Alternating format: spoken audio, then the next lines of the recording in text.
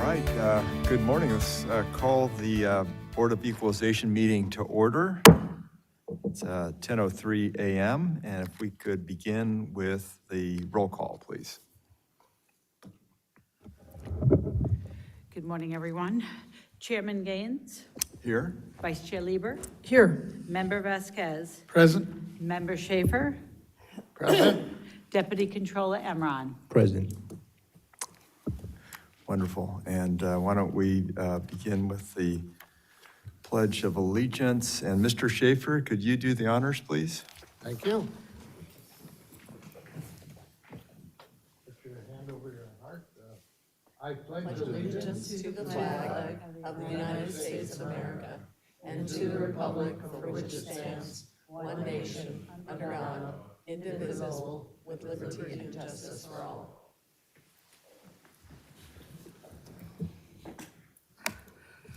All right, members, this is an opportunity for brief opening remarks, and I would like to speak, if I could, just initially here with regards to Charlie Kirk. And as we all know, he was assassinated, and it was a situation where evil prevailed in the heart and mind of a 22-year-old man. Charlie engaged our youth in a way that I haven't seen since the 1960s. Like the Reverend Martin Luther King Jr., he spoke truth with logic and a Christian worldview that engaged millions of people. He encouraged those who opposed him to actually come forward and debate him on college campuses across America. America's first constitutional tenet is free speech. Charlie Kirk was the embodiment of free speech. Many who disregard or disagreed with Charlie called him a fascist, Hitler, and other hateful names. But Charlie carried on, and through all the hate, he lived his life espousing the value of his Christian faith, of critical thinking, and of debate. Charlie Kirk is sadly a martyr. But God has a way of lifting up people in a way we never imagined. The cause of faith and free speech has been turbocharged around the world. You may have seen the reports of the gathering of people peacefully throughout the world, especially in London, counting as many as 3 million people. I came of age in the radical 1960s and 70s when America suffered through many horrific incidents, including the assassination of Martin Luther King Jr. in 1968. Sadly, so much good came to the civil rights movement after his tragic death. I believe it served as a tragic catalyst to propel the cause forward. Likewise, so much good will come today and in the future despite the death of Charlie Kirk. I pray for Charlie Kirk and his family. We lost another public figure, an elected, Rico Aller, and I'd just like to comment in reference to him. He passed away recently as a result of a heart attack. And Rico served in both the California Assembly and Senate, representing much of Northern California over his years of service and covering much of the same ground and I've been blessed to represent during my years in politics. Rico was a conservative who valued individual rights. He championed small business and Northern California's agriculture and rural heritage. He was a champion for freedom, and he will be missed deeply. So thank you. I'd like to just ask for additional comments, and we'll start with Member Vasquez. Thank you, Chair Gaines. And I also wanted to add my condolences to the family of Charlie Kirk. You know, as a longtime activist myself, I know as a young activist, you could agitate folks. And I think it's healthy when we allow people of all opinions to speak their mind, whether you agree with them or disagree with them. but I don't think you should ever take it to the level of violence, you know. I think it was sad to see that. And I just hope, I know he left some young kids behind and a wife, and people forget the impact it also has on his family, or will have on his family. So I just wanted to add my condolences to him and his family. On a more positive note, I wanted to acknowledge our state. You know, we just became 175 years old last week. And we were admitted, I didn't realize we were admitted as a union straight up as the 31st state because of the size of our population. And it's been growing ever since. I mean, we're the largest in the nation now, population. And we came in 1850 as a free, non-slavery state after ratifying our first constitution back in November of 1949. Of course, you know, the gold rush shortly after that really took off and drew a lot of folks, and the population kind of blew up after that. And in California, we've always enjoyed the freedom that came with it in terms of expressing our views and allowing people of all political persuasions to organize and express their views. And with that, I wanted to move on with this month of September. Actually, it's today, our Mexican Independence Day. You know, many people celebrate or really glorify, especially in California, Cinco de Mayo, and I think people forget the independence is really the September 16th. And I guess maybe because of the time of the year, usually kids are coming back to school, so it's kind of difficult to do the full-blown festivities that they usually do around Cinco de Mayo.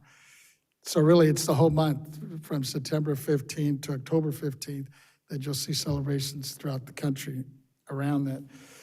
And even though it's the Mexican independence, I know a lot of our Latin American countries weigh in as well, you know, only from Central America and Latin America as well. And Latinos, while they're all grouped together, they all have their respective celebrations and independences separately for each of their countries. But I just want to acknowledge just a couple of folks that come to mind that came out of that era, and some that are still living. Elena Ochoa was one of the engineers and former astronaut and former director of the Johnson Space Center. Of course, being a baseball junkie myself, Roberto Clemente was one of the ones that had a lot of influence on me back in the day. Even though he was a Pirate and gave the Dodgers a hard time when he played us, but he was a great ball player. And then I have to acknowledge Antonia Novella, which was a physician, public health administrator, and she was one of our former U.S. Surgeon Generals. And then currently you have on the Supreme Court, Sonia Sotomayor, the lawyer, jurist, and has been doing a great job on our Supreme Court. And then the late Cesar Chavez, for all his work he did around the National Farm Workers. And of course, Dolores Huerta, who's still with us at 95, representing and organizing and doing a great job to represent the farm workers. With that, I just want to end that, you know, California has the largest Hispanic population in the United States, who become invaluable both in our state and in our nation. In fact, in 2025, the state Latino Gross Domestic Product report, California, by the Lutheran University and UCLA, stated that in 2023, California Latino GDP was over $1 trillion, helping the total of 2023 U.S. Latino GDP to surpass $4 trillion. People forget just the Latino population and their economic power in itself could be the 5th largest economy in the world. With that, I'll turn it back over to our chair. All right. Yeah, thank you so much for those comments. And let's now go to our vice chair. Thank you. Well, I had some great extensive remarks that were written for me today about some of our homegrown industries here in California.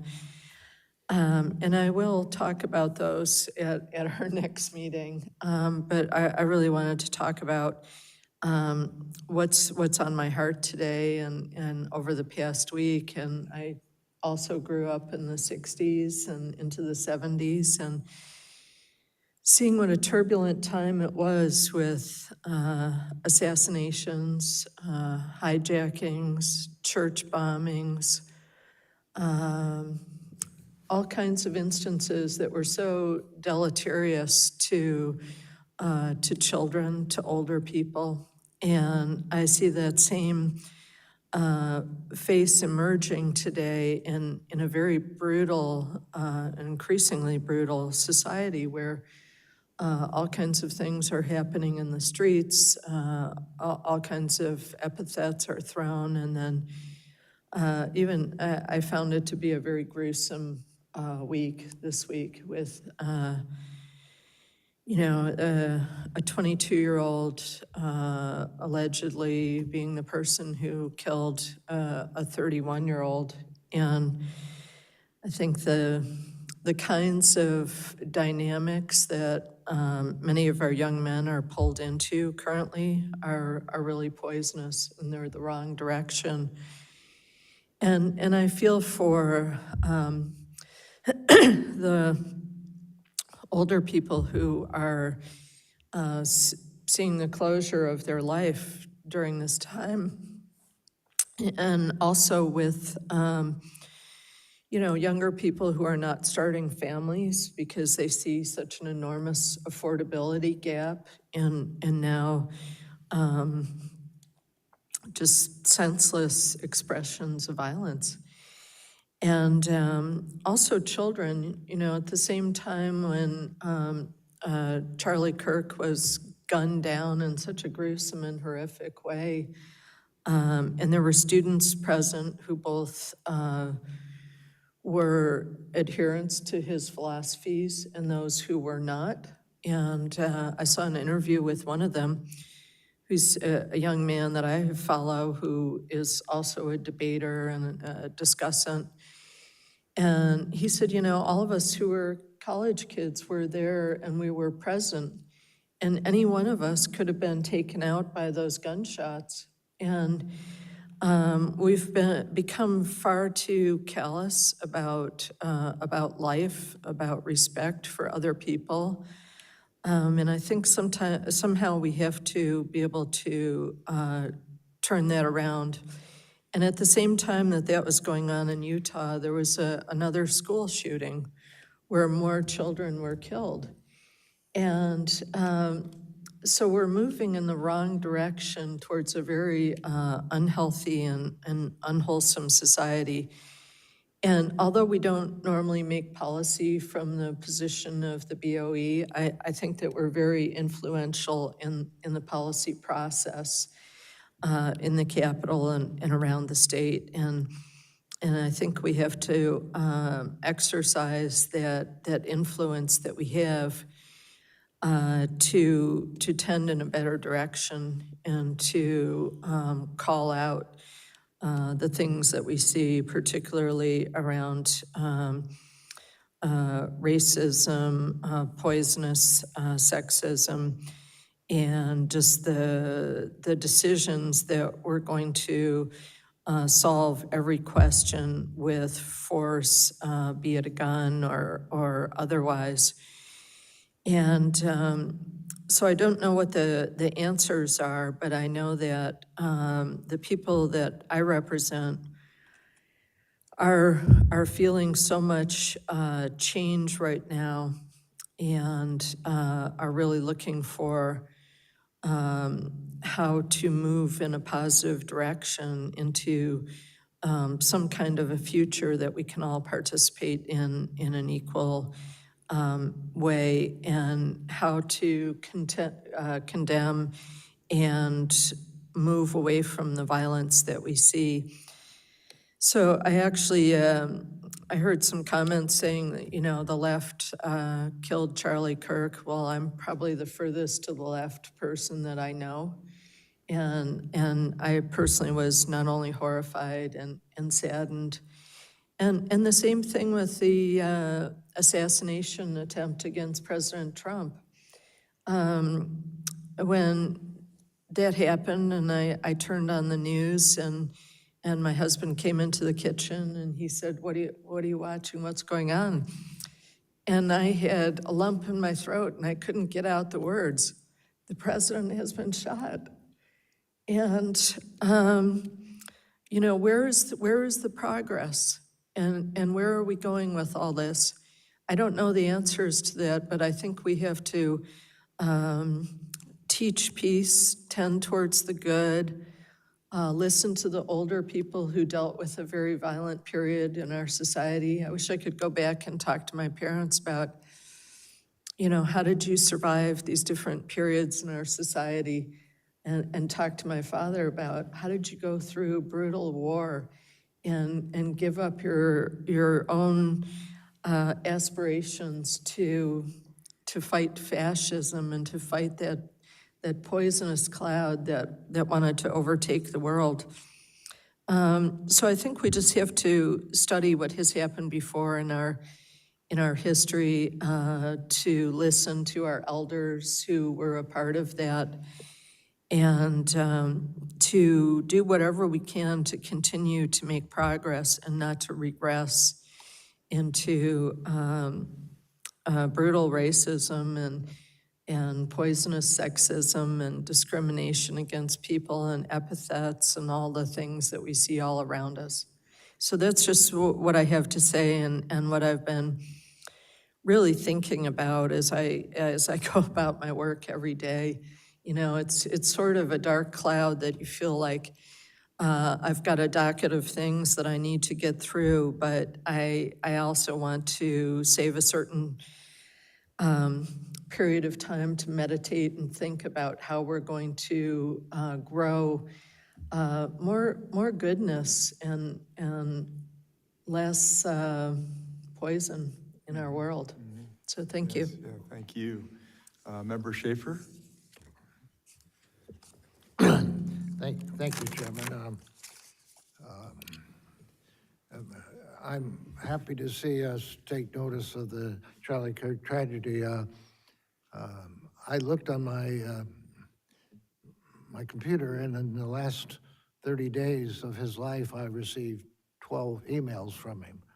These, of course, were automatic, and it shows he reaches across the aisle, and they were all fundraising, as we all get.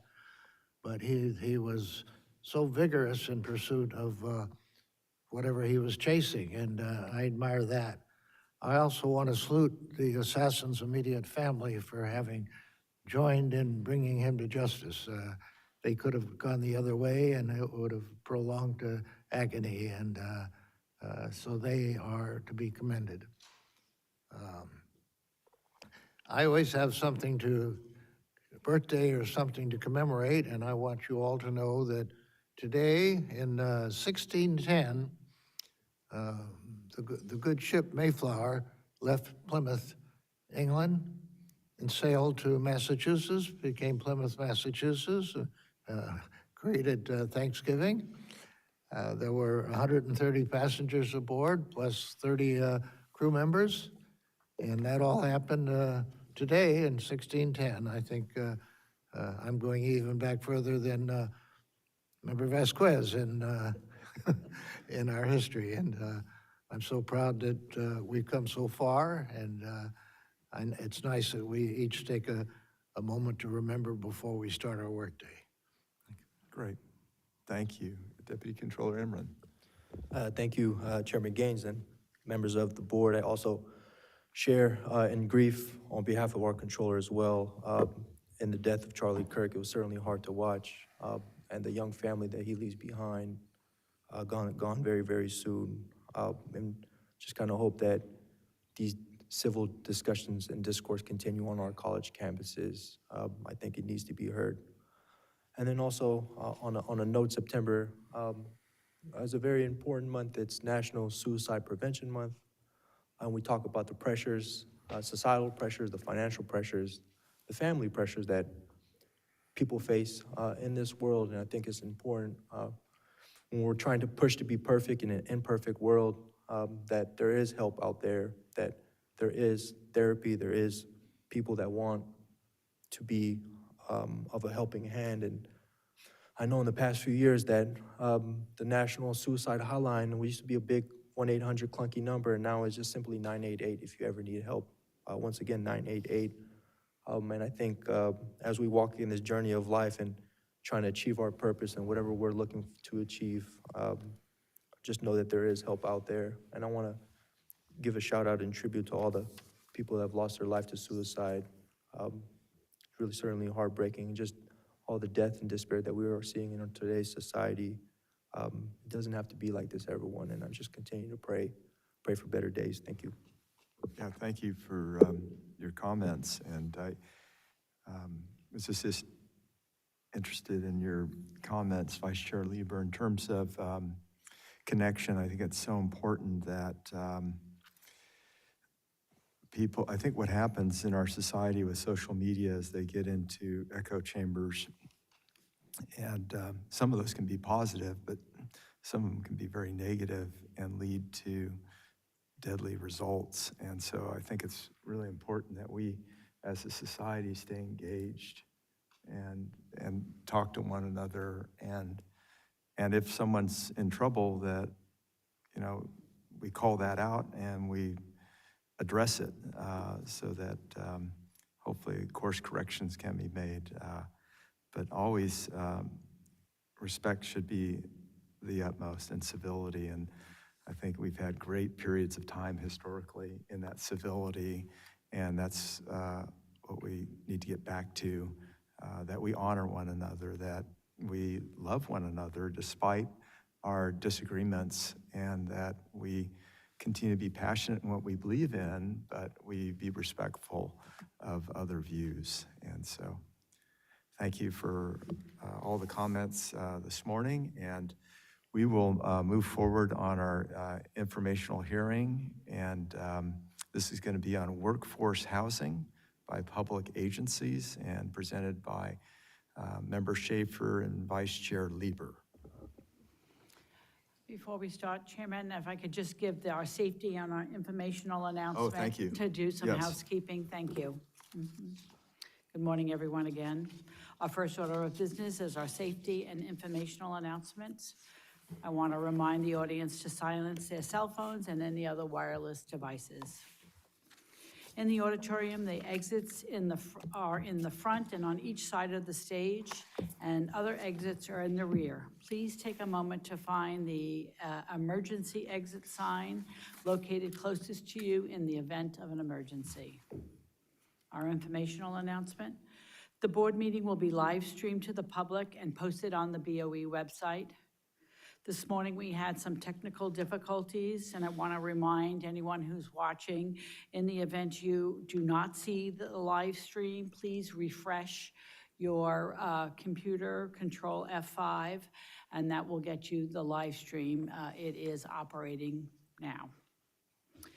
Public comments are taken on each agenda item. If there are any members of the public wishing to speak before the board on an agenda item in person, we ask that you complete and submit to the Sergeant of Arms a public comment appearance sheet. This is located at the entrance of the auditorium. If you wish to speak before the board by telephone, please dial the number and access code provided on our public agenda notice and follow the instructions of the AT&T moderator. When giving a public comment, please limit your remarks to 3 minutes, and we ask that all speakers in the auditorium, on the AT&T telephone line, or by teleconference to state your name before you begin speaking for the record. This concludes the safety and informational announcements. Thank you.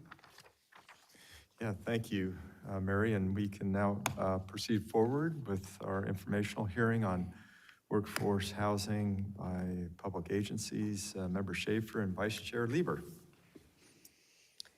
Thank you. Well, with Mr. Schaefer's consent, Yes, Like you may to- proceed. announce the sections of the hearing and just mention that I'm very thankful for Mr. Schaefer bringing this forward. And we're going to start with item A, which is greetings and introductory remarks. So I'll defer to Mr. Schaefer on your opening remarks on this item if you'd like to make any. I would like to welcome my colleagues, our presenters, and the general public to our informational hearing today. We have a great lineup this morning and a topic that's really at the cutting edge of general solutions for our crisis of housing affordability here in California. Many jurisdictions have thrown up their hands and dragged their feet and just felt that there's nothing they could do about it. But I remember when I was in grade school, our teachers were still our neighbors. They could afford to buy a home, and even then and now, all too many of them rented because they just didn't make enough money to buy. I remember in the La Jolla, I had a teacher, Harry Crosby, who owned a very nice home, and he was teaching at Mission Bay High School and La Jolla High School, but he was getting in at the right time back in the 1940s and 1950s. You just couldn't do that today. I'm hoping that we can encourage and bring back working families into our communities and assist them in accessibility to being a homeowner closer to those they serve. Thank you. Thank you, Mr. Schaefer. And I'll just add to that this is one of the really vital topics for us as we look at housing supply in California overall. And as Mr. Schaefer mentioned, teachers and other staff within our school districts and within our public agencies did used to be able to live in the communities that they served. And it was a really important part of that experience, that the service that they were able to provide to students and parents and others because of that proximity. Excuse me. So we'll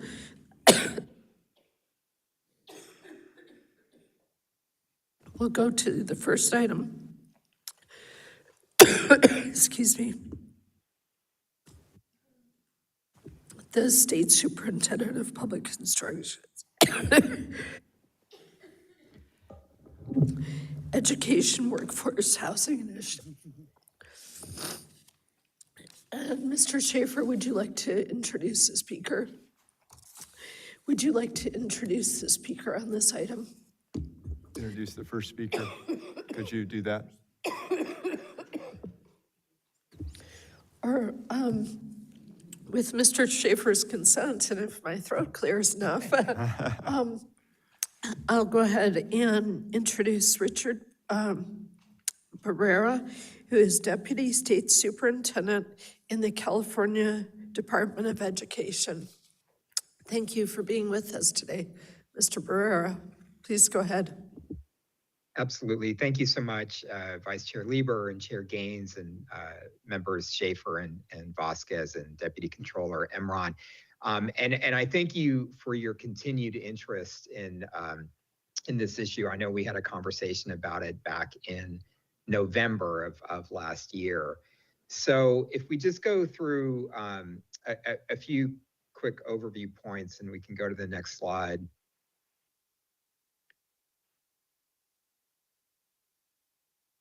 Could we go to the next slide, please? Yeah. So this really kind of frames, both the potential, but also the challenges. So in 2022, the California School Boards Association commissioned a study by researchers at UC Berkeley and UCLA, which identified that school districts up and down the state own about 75,000 acres of land that could be developed into housing. And even at a very moderate density, 30 units per acre, that could produce 2.3 million new housing units up and down the state.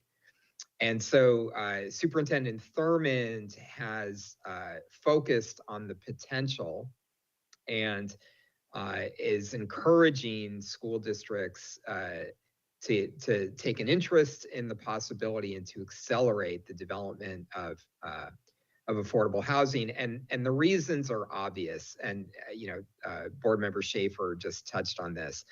So, and I can tell you as a member of a school board, the San Diego Unified School Board, the two biggest challenges that many school districts throughout California face are, number one, the challenge of recruiting and retaining quality educators when the cost of housing is so prohibitive and makes it very difficult for young people to get into the profession, and makes it very difficult, as Board Member Schaefer pointed out, for educators to live close to the students that they teach.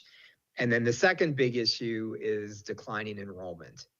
So there was a study by the Public Policy Institute of California a couple of years ago, which shows the degree to which the lack of affordable housing for families with school-aged children is causing a steady trend of school districts losing students. And we've seen that, really going back a good 10 years.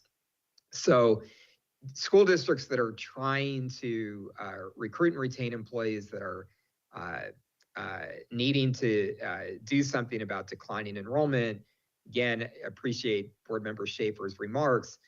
School districts and the education system, we could sit back and say that's somebody else's job to try to fix that, or we could recognize that we actually have advantages as public agencies in being part of the solution. So if we could go to the next slide. Yeah, and we just talked about that. So if we could go to the next slide. Yeah, so the idea of school districts being able to build affordable housing on district-owned property designated for employees of school districts, that idea has been supported by the legislature in various forms of legislation going back nearly a decade now. And what those different pieces of legislation are doing are they're trying to take barriers away from school districts, particularly in going through the permitting process. So the basic notion is that if a school district is actually going to contribute to solving the housing crisis, in region after region, the state wants to make it easier, not harder. And these various pieces of legislation, we won't go through them all, but they're designed to allow school districts to go through the planning process, permitting process faster than what we would typically see in efforts to develop affordable housing. We could go to the next slide. So the same California School Boards Association, working with the researchers at Berkeley, UCLA, have released a study of projects that have been completed to date. And some of those projects use school bonds that districts have actually gone out to voters and said, are you willing to pass a bond not only to repair and modernize our school facilities, but to allow us to construct housing for our educators on district property? And as you see here, there have been a number of districts over the last few years that have passed bond measures that either are specifically about revenue for housing construction, or that in a larger bond measure include revenue for housing construction. And I think it's important to point out, so we saw the effort on the ballot last year, Proposition 5, that would have allowed cities and counties to pass bond measures for the development of affordable housing, that it would take the voter threshold requirement down from 2/3 to 55%. And unfortunately, that measure didn't make it. But what it does mean is that school districts and community college districts, which have had the voter threshold to pass bond measures at 55%, going back, uh, uh, 2 decades now, we have the advantage of actually being able to include money for housing construction in our bond measures and pass those bond measures at a 55% threshold. And in fact, we're the only municipal governments that can pass bond measures for housing at a 55% threshold, which makes it possible for us to add a new source of funding for the development of affordable housing that otherwise doesn't exist. I think we all know that the funding that currently supports the development of affordable housing, primarily low-income housing tax credits and other measures, is scarce, and there's not enough of it to get to the scale of affordable housing development that we know we need to get to. But school districts and community college districts passing bond measures, which we can do at a 55% threshold, adds a whole new level of investment into affordable housing around the state. We go to the next slide. Okay, so the recent study looked at, I think it was 9 developments that have been completed so far. Which are exciting, and you see, these different developments that have happened in the Bay Area, in Los Angeles and San Diego, and it's exciting that we're seeing districts move forward and develop projects, but think of the gap between the potential to develop 2.3 million units and what's been completed to date, which is fewer than 1,000 units. So that's the gap, that we're dealing with. And if we go to the next slide. And again, it's, the benefits for school districts are obvious. In San Diego, and you'll hear in a second from Lee Dolgoroff, we've got an agreement actually with both our teachers union and our classified employees union that we want to house 10% of our employees over the next decade, and roughly half and half of those units for certificated and half those units for classified. Clear benefits in terms of creating jobs for the local economy, especially when we negotiate agreements with our labor unions. And I think this last point is really important because, as we all know, one of the challenges in the expansion of affordable housing development in California has been NIMBYism, has been, communities that sort of organize and say we don't want affordable units in our communities. What we have found in San Diego, and what we think is common, is when we go to communities and we talk about actually creating housing for teachers and educators, communities want that. They want, to get back to what Board Member Schaefer talked about. They want educators to actually be here, be in our neighborhoods. And so, we're able to cut through some of that community opposition that we typically see around affordable housing development. If we go to the next slide.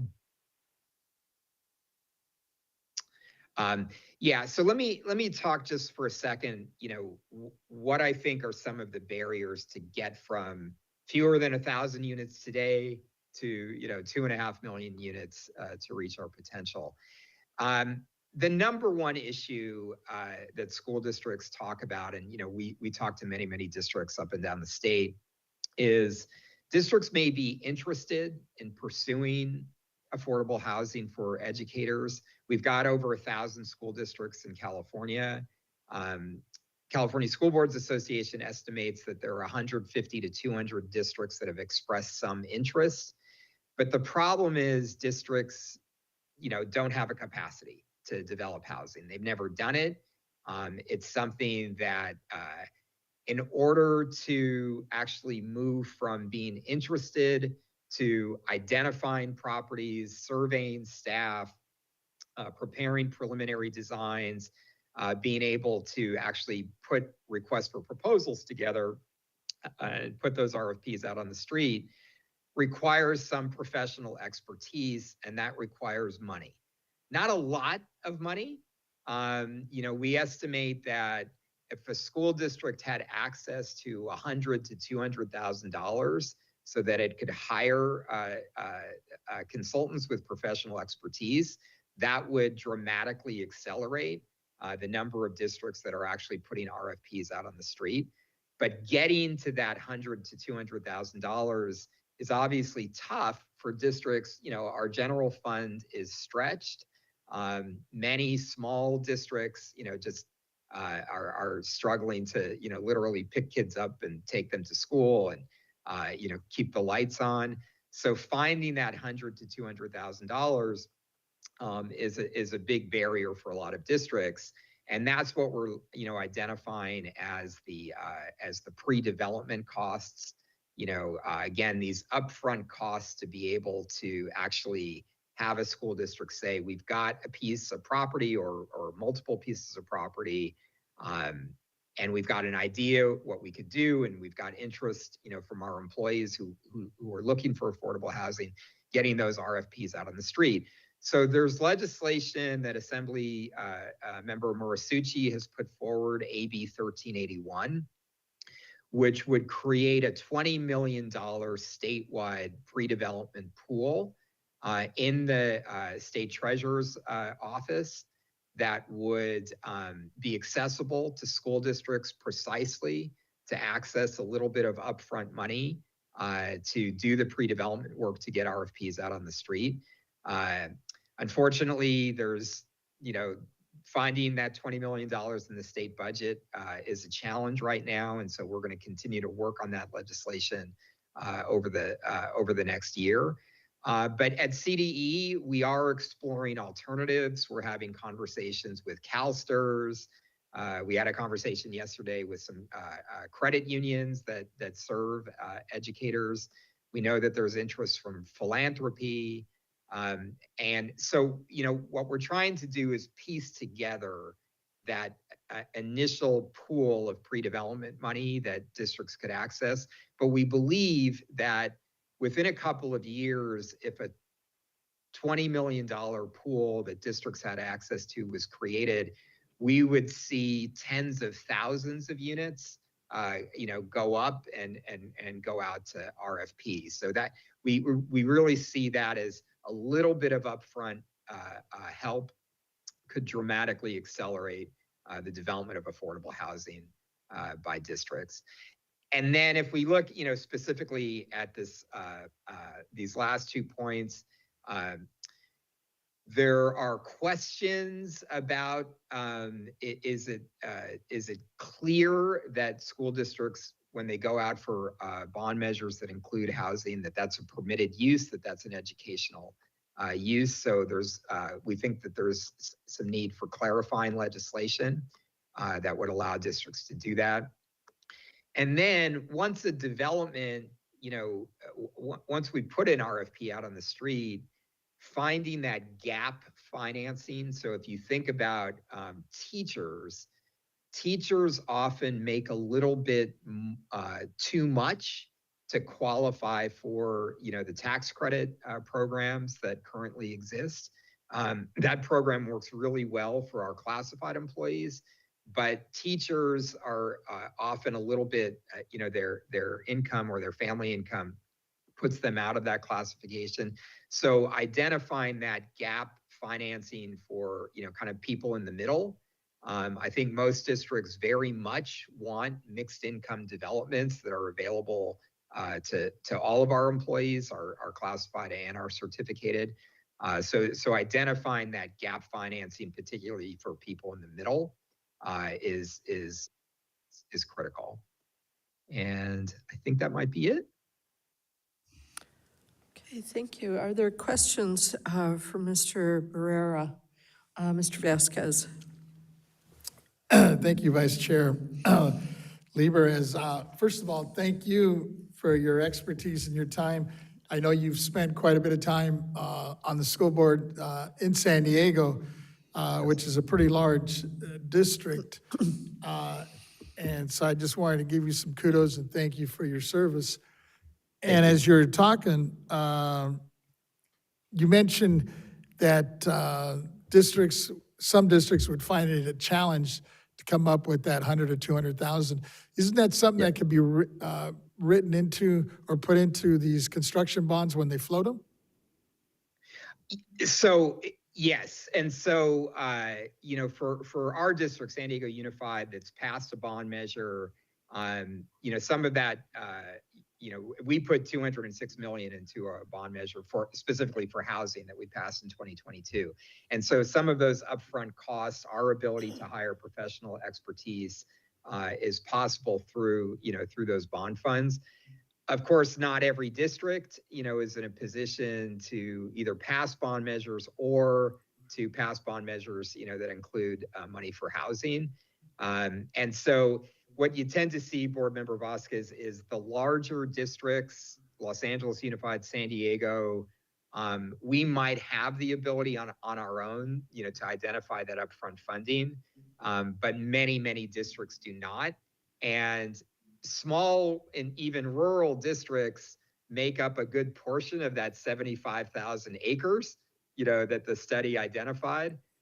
So helping those, I was just out in Mountain Empire District, which I think in East San Diego County last week, and huge challenge, for the district in recruiting and retaining educators, to live out there. There's just not the availability of affordable housing.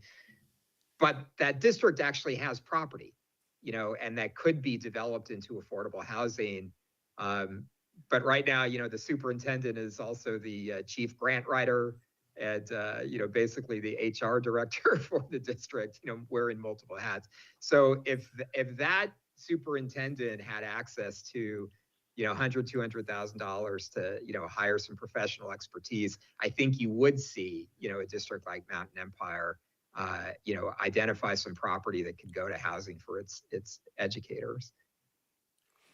No, I think you're right. And, I had the opportunity this last week to go speak to some students and community folks in UC Santa Cruz. And I was surprised that they created some housing for the staff and both faculty and just classified. But I couldn't believe, being on the coast, you forget how expensive it is because even the subsidized housing that they have on campus was still like $1 million. I mean, it was a full-blown two-bedroom, or not two-bedroom, but a four-bedroom house for faculty. And there's a waiting list for that to get in. But I'm wondering, you mentioned on one of your slides that there was roughly, I guess, 75,000 acres. And as I'm looking at some of the, I had a chance to go through the report that our superintendent put out. And I noticed, even in my district, down in LA, specifically in Santa Monica, I look at some of the properties that technically are not available to develop, are kind of being land banked by some of these districts with the understanding that they might be using them down the road. And I don't know what we could do to facilitate that, because I think there's more than 75,000 acres in the state that could be used for housing. And I don't know, I haven't looked at the language on some of the bills you were referring to that are in the mix, but I think one of the things we might want to look at is doing some deed restrictions on some of those so they stay within the educational arena, because if they're going to be exempt from, for example, property tax, they should be available to faculty and staff indefinite, Yeah, and I just want to, agree with you on that, Board Member Vasquez. So one of the things that's really important is that districts don't just, sell off their property. And, there are obviously, private developers that are very interested in getting their hands on property that's owned by school districts, but keeping those properties, in the public realm, is important. And what that does is it gives local school boards the ability to set the conditions, for what they want to see on their property, including affordability, for their staff. So, there are examples. One of the projects on our slide that the Jefferson Union District up in Daly City did, in order to subsidize the development so that its teachers could have affordable units. That district did sell one of its existing properties that it wasn't using, but it put the proceeds right back into the into the project that it's doing for teacher housing. So it is important that districts have some flexibility, but it is, if districts and public agencies simply take their public properties and sell them off to the private market, I don't think we're going to see much of a dent, in the in dealing with the affordability crisis. I'm glad to hear that you're on the same wavelength, because at the end of the day, it's all about keeping properties within the public and within these school districts. Otherwise, we could create a different problem down the road. That's right. And, I think Lee Dolgeroff will speak to this. The SB 440 legislation that went into effect a year ago that allows for the creation of regional housing finance agencies, that actually has the potential for school districts to come together in a new entity with other public agencies. In our case, in San Diego, we're doing it with the Community College District, but it could include city, government property, county transit agencies. So we could actually put together a package of, properties that are owned by multiple public agencies and make that available for affordable housing. That's actually a good, I have one more question, I'll pass it on, because I have a whole list I can go through here, but you kind of touched on one is, are you also looking at like these joint powers where you could have, in your case, your school district, your college district out there, and potentially the city all involved, because they all, I'm sure, are struggling with the same issue when they're trying to hire good staff, whether it's administrators or general managers or just city managers that can't afford to live in the area within a close distance. That's exactly right. So there's an example of such a joint powers authority that was created in Los Angeles a couple of years ago, and another one in the Bay Area. And so then Nancy Skinner's legislation, SB 440, now enables that to happen in regions throughout the state. And so in San Diego, we're the first, effort statewide since that legislation has been passed to create a joint powers authority. In our case, it's the San Diego Unified School District and the San Diego Community College District, that we've put that together. But that could include, multiple education and other public agencies, going forward. Thank you. Okay, other questions? Here. I just had one really quick question. And thank you, Mr. Barrera, for coming back to the board for this presentation. When I'm looking at these lists, certificated staff versus classified staff, it's 60-40, 70-30, but why not 50-50 here, and kind of the rationale behind that? Well, in San Diego, our agreement is 50-50. And really, it's, none of this is easy, but it's easier to develop affordable housing for our classified employees because they qualify, generally for the tax credit income limits than it is to provide affordable housing for our certificated staff. So our goal, in San Diego, but I think it's a common goal of districts, is to build units that, for instance, none of the employees would pay more than 30% of their income on rent. Whether you are a custodian, making $45,000, $50,000 a year, or whether you're a teacher making $85,000 a year, that you'd still be paying 30% of your income on rent. The challenge is there aren't a lot of existing subsidy programs that can make that possible for the certificated staff, the sort of the middle income staff. And so that's something that, all of us, together, should be looking at creating. Again, if a district can pass a bond measure, that brings in, a new level of, funding for affordable housing that otherwise doesn't exist.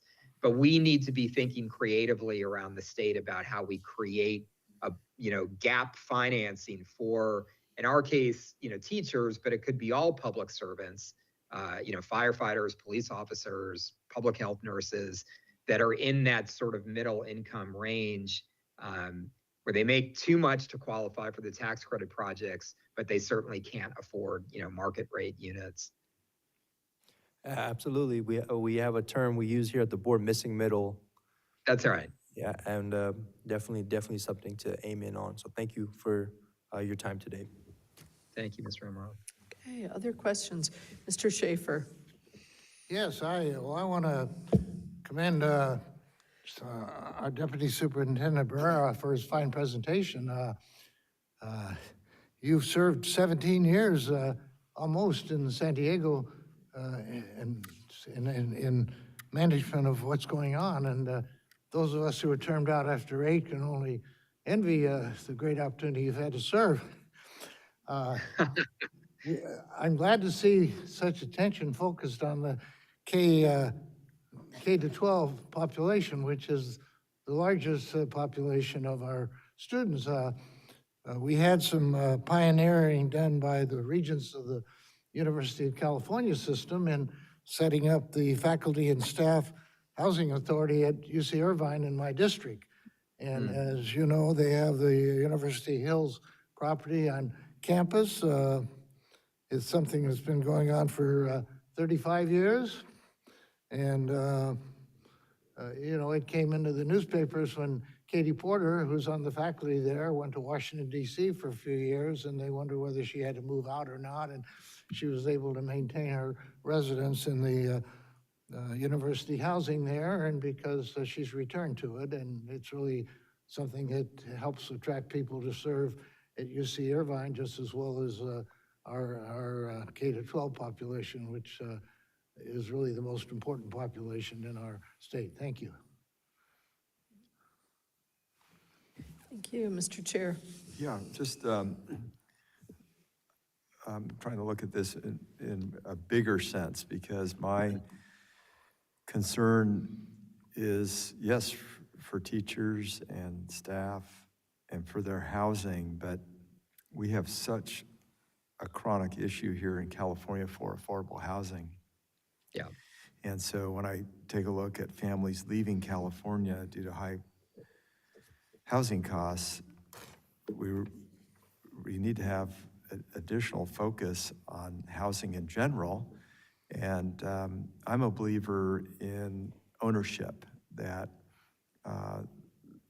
in my mind, people ought to be able to aspire and have the ability to buy a home and develop equity.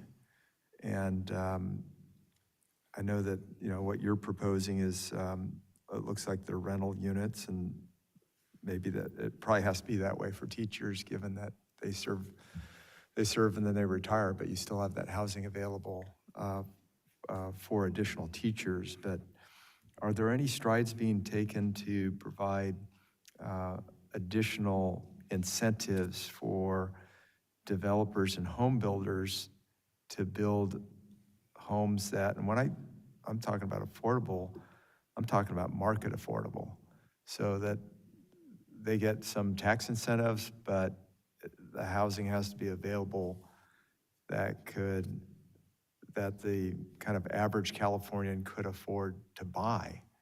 And I look at so much of the housing that's constructed, and a lot of it starts, at $700,000, $800,000, $900,000, and people just can't afford that. So, Yeah. has there been any drive to to provide a $350,000 home that may be smaller, maybe 2 bedrooms and a bath, that gets people into a home that creates equity so that they can hopefully over time move up the ladder into a bigger home if they want it, but at least they've got some skin in the game. Thank you, Chair Gaines. And again, this goes back to, I appreciate the history lessons that, Board Member Vasquez and Board Member Schaefer were given. But it's not, and it's recent history in our memories, where a teacher could afford to buy a house, in the community that, they're spending their career. There are a couple of conversations around this work that are related to home ownership. One is, so I was just with a colleague in a conversation yesterday with the credit union that serves Ventura County and San Diego County. And a lot of that conversation is around, let's say you get a young teacher at the beginning of their career, and they get into a unit that the district develops, and they're paying $1,500 a month, for rent, as opposed to $3,000 a month. So how do we work together with our credit unions, financial institutions on home buyer incentive, programs where if that teacher is able to save money, every month for a few years, that goes toward a down payment, and that gets them, potentially into the home ownership market. So that's one, one concept that's important here. The other concept around,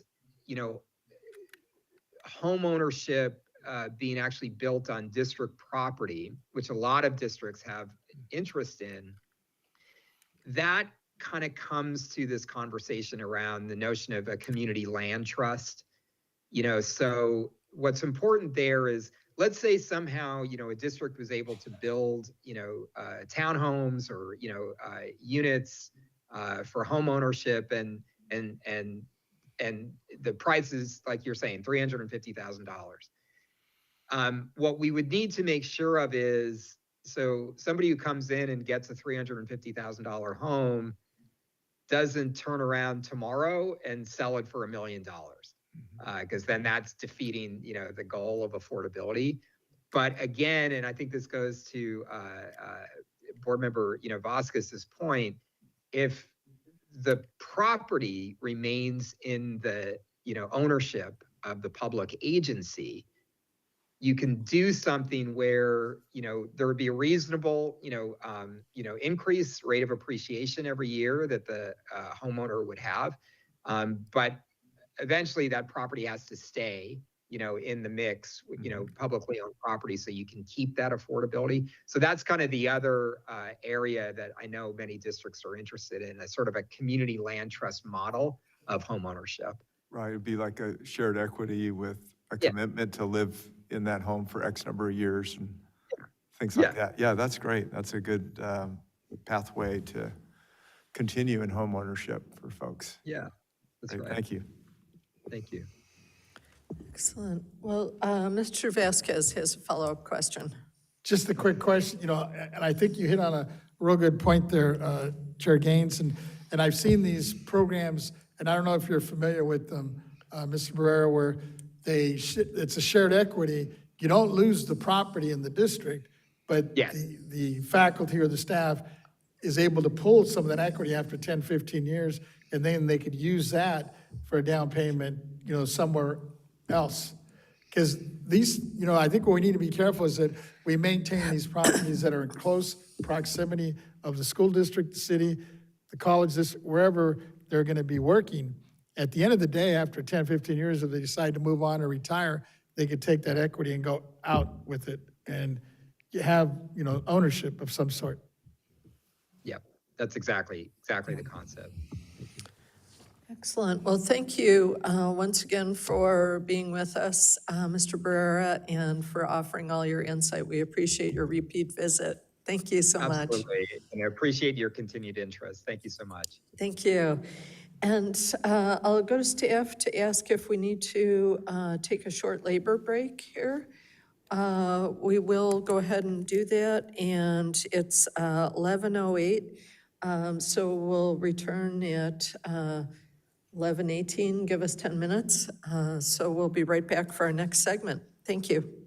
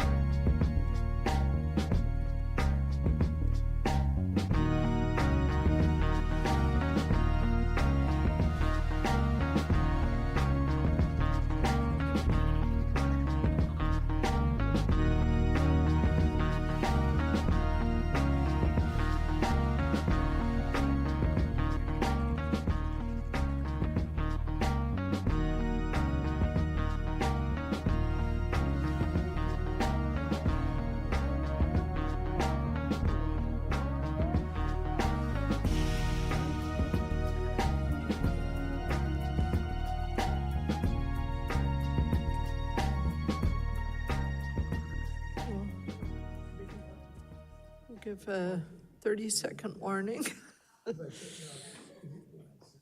Here.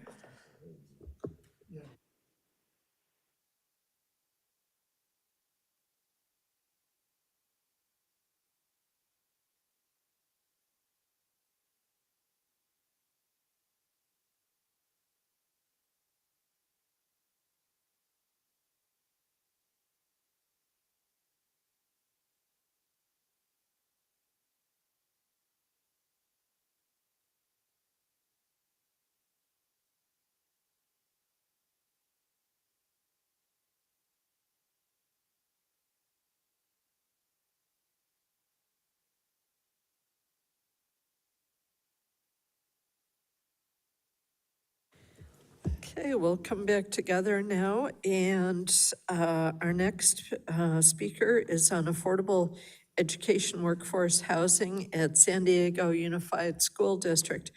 And we are very fortunate to have had Mr. Schaefer arrange for Mr. Lee Dulgaroff. He is the Senior Executive Director for Facilities Planning and Construction at San Diego Unified School District. For nearly 3 decades, he has been working in facilities development and has managed roughly $12 billion in general obligations bonds for San Diego Unified. He has guided the district through one completed education workforce housing development and one which is in the planning phase, and is currently leading the assessment of bids for 5 more developments, which are on track to contract around 1,500 units of affordable workforce housing this December. And do we have Mr. Dulgaroff on the Teams environment or joining us in person? On Teams. Great. We'll go ahead and go to him now, if we can. Good afternoon. Good afternoon. First of all, I'd like to appreciate Richard Barrera and Cody Pedersen for their leadership at San Diego Unified. And I want to thank the Board of Equalization for inviting me to share the San Diego Unified affordable workforce housing story. I think I have a PowerPoint presentation somewhere that I provided that you can display if you like. There it is. Okay, thank you. You can go ahead and move forward to the next slide. Slide 3, please. There you go. Okay. Housing stability for employees is critical to the overall success and stability of every school, and staffing challenges, as Richard mentioned, are interrelated with housing affordability, and these challenges are causing school districts to consider building workforce housing on the land that they own. Next slide, please. So in California, new and proposed legislation is authorizing school districts to pursue affordable housing for employees. And I think Richard highlighted some of those. As a community landowner, San Diego Unified has the resources to address affordable housing for its employees. Next slide. So the U.S.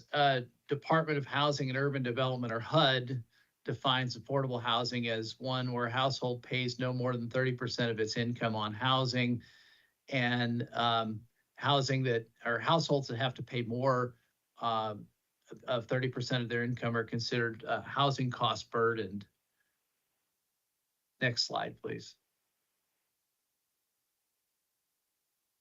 So it all comes down to area media incomes, and these are San Diego County area income limits for under HUD.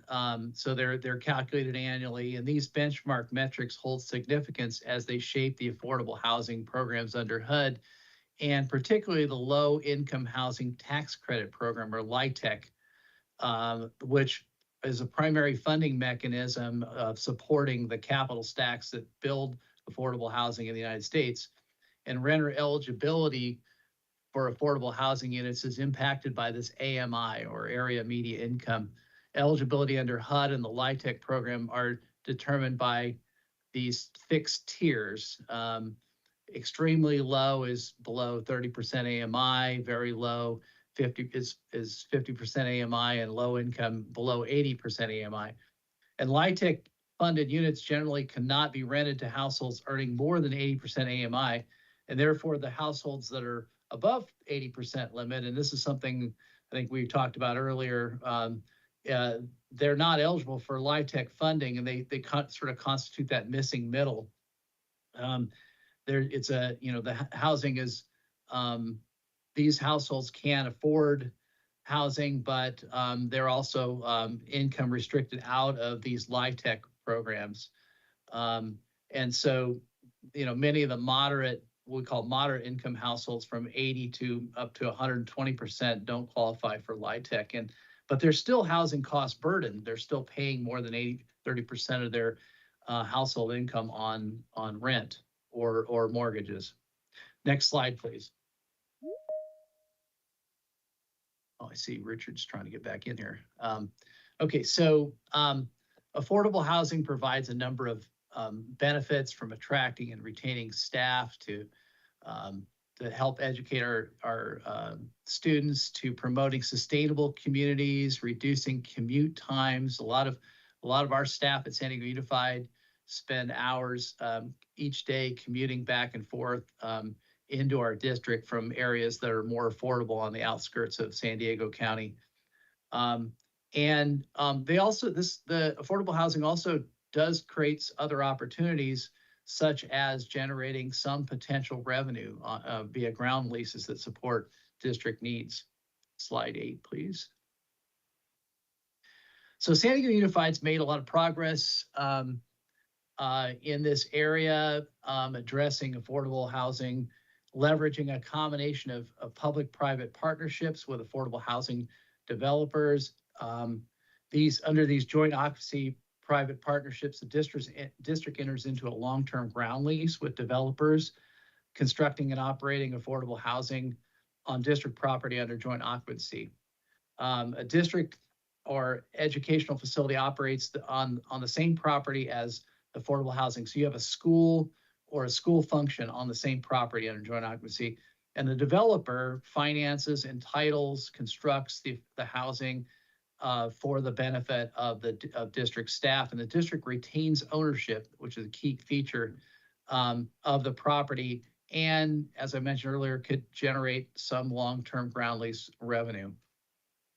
Also, our Measure U 2022 measure general obligation bond allocated $206 million to create affordable teacher employee housing, and under that general obligation bond, where the district's able to construct affordable housing on its own property and operate that housing for the benefit of our employees and teachers. And that is a key mechanism to helping address that missing middle that I talked about earlier, because the district has more control. We're not at the mercy of the LIHTC funding thresholds for affordable employee housing that's built under general obligation bonds. Next slide, please. So this is one example of affordable housing project that we've completed at San Diego Unified.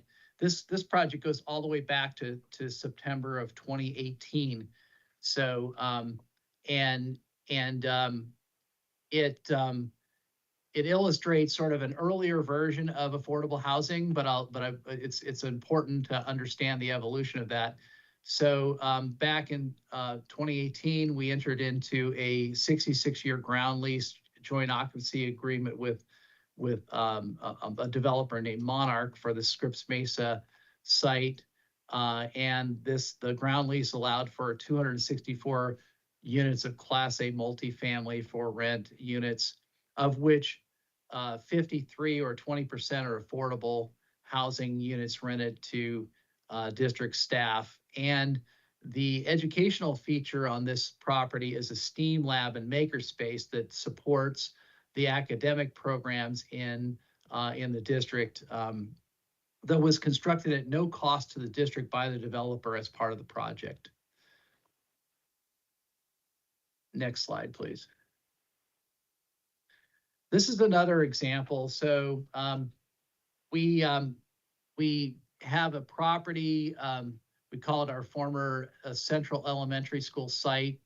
The site was the home of Central Elementary School. We built a new Central Elementary School nearby and replaced this school on a different piece of property. So we had about half of this property open for housing use. The other half is used for a school called Trace, which supports students with special needs and in learning job skills and life skills as they transition to adulthood from our program.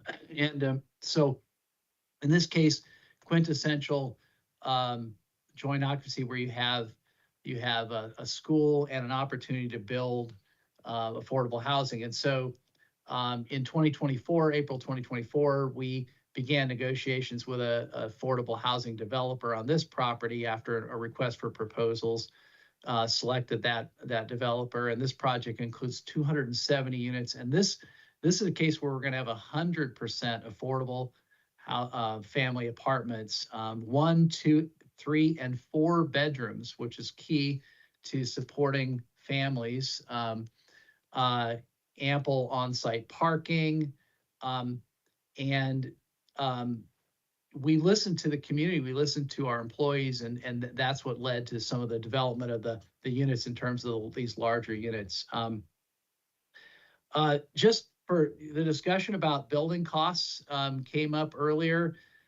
Just to give you a reference, and this is why housing is so costly, is the pro forma on this indicates that these houses will cost about, on average, $614,000 per unit to construct. So this gives you an idea of why market rate and affordable housing is costly. It's costly to develop. Next slide, please. Just a little bit more on the Central project. So this will serve workforce housing from 30 to 100% AMI. So we're capturing the missing middle here with this development. And it reflects a range of salaries from our bus drivers, our food service workers, our para-educators to our teachers. It provides a range of salary support. Next slide, please. So another piece of this is how well does these developments fit into the community? And you know, we did listen to the community in terms of provide, you know, the amenities and the balance in supporting the needs of the tenants of these units as well as the greater community, and in listening to the needs of the ranges of employees that we needed to support. Next slide, please. So during our community listening sessions, we heard that the community would like to have some kind of a shared community kitchen. They need a space for a farmer's market, a space for a child care provider for infant and toddler care, some kind of a promenade or a place to interconnect the community, because there's a park nearby. They didn't want to sort of wall off connections in the community. And so in having these listening sessions and then inviting the developers that we're proposing to these sessions, we learned a lot about the community and what would strike the right balance in this area and provide more amenities above and beyond just the housing and tie into our academic program. And so this project does generate some income as well. Moving on, next slide, please. Talked a little bit. We're albeit most of the benefit is in the affordable housing, but we generate an annual rent of $250,000. The developer is going to help renovate our school buildings that support the Trace School at a cost of about $4 million. And the total Estimated ground rent over the life of the project is $108 million over the 99-year ground lease. Next slide, please. So these are some of the issues. I've kind of highlighted them a little bit before about trade-offs and feasibility. So construction costs are relatively high, material costs are high. The market is constantly changing in terms of not only the cost of materials, but the interest rates to finance these projects when financing is required. There are tax credits and other ways of reaching affordability. And of course, the low-income housing tax credits are essential, but they're also very competitive. Next slide, please. Something that our board grapples with, and we've had some real estate workshops, is looking at the trade-offs. And I think our North Star for the district, the board expressed, is that affordability is the North Star. It's the most important factor, but whereas generating revenue is a secondary benefit. Also, there are different types of developments, and as you build in different building types, the cost of construction changes. So high-rise type 1 construction is very expensive to build, whereas the podiums and wraps are less expensive, so they tend to lean, affordable housing tends to lean more on that type of density. And of course, district bonds is a great way of leveraging and having district owned and operated facilities. There's another way of supporting all of this. Next slide, please. We have currently, we've established a goal of housing 10% of our employees, or providing opportunities for 10% of our employees to have affordable housing opportunities in the next decade. And we have a number of sites that we identified as having some space in the land for long-term ground leases that would develop affordable housing. And this is a map that indicates the location of those sites. I'll do one sort of little bit of a deep dive on some of the properties just to give you an idea of an example of what it looks like. Next slide, please.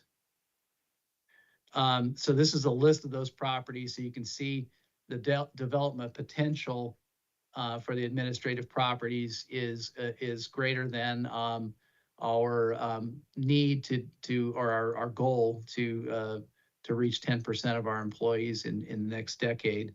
And this is a list of the properties and their development potential for affordable housing. Next slide. So we're building a new education center in Kearney Mesa, and our current ed center is going to be vacated in the summer of 2027. So we're looking at this site. This property currently houses an elementary school. Bernie Elementary School is co-located. There's 13.5 acres, and it's located in the heart of University Heights. It's surrounded by residential, commercial, and other uses. This is a great opportunity, and this is one of the sites that we're looking at and that we've done a request for proposals on. It just gives you an example. Next slide, please. We had this is an architectural rendering of what it might look like if we added 500 affordable housing units on that property with a parking garage wrapped with the units, scaling up from campus and having a higher density scale along Normal Street. As a conceptual design, we did a lot of work with the community on this conceptual design in creating some plazas and some community spaces, a dog park, off-leash dog park, and a daycare center, and some other things that support the community needs in the future. Next slide, please. So, oh, by the way, I just want to mention we received about 15 proposals on those 5 properties. So we're in the process of evaluating those proposals. So it just goes to show that there's a market out here, out there to support this effort, if you do it right. So some best practices, holding public workshops and developing partnerships with the community, getting the community involved early, to helps kind of ease that not in my backyard potential. Obviously, not everybody's going to always approve of every project, but if you try to create the right balance and you have the conversations in advance, it tends to help balance everything out and provide the housing that we desperately need, but also taking into consideration the thoughts of the neighborhood and balancing out and supporting the neighborhood. Due diligence is important in analyzing the proposals that are provided from the developers, making sure that they have the financial wherewithal to complete the project, as well as the experience in the development team, and tailoring the solutions. This is not a one-size-fits-all approach. You tailor the solutions to fit the specific community and the school site of the neighborhood, and it's really important for the maintain the public trust to keep the process of evaluation and selection transparent. Next slide. And I think that's it for me. I'll take any questions. Thank you. Okay, thank you so much. Members, do we have questions? Mr. Vasquez. Yes, first of all, thank you for your slide presentation and your information. I was wondering if you can go back to that one slide, I think where you were showing the AMIs going back to 30% all the way to 100%, if you have it available. Yeah, if you could I think it was put like that the up. third or I'm fourth not slide. controlling it, so your staff is controlling the Oh, okay. thing. While they're looking for that, you mentioned that one project that had, I guess it's in the works, and you had like 15, oh, here you go. You had like 15 applicants for it. What are Yes. they proposing to do? Are they going to be at the 30, the 50, or is it a combination of these AMIs?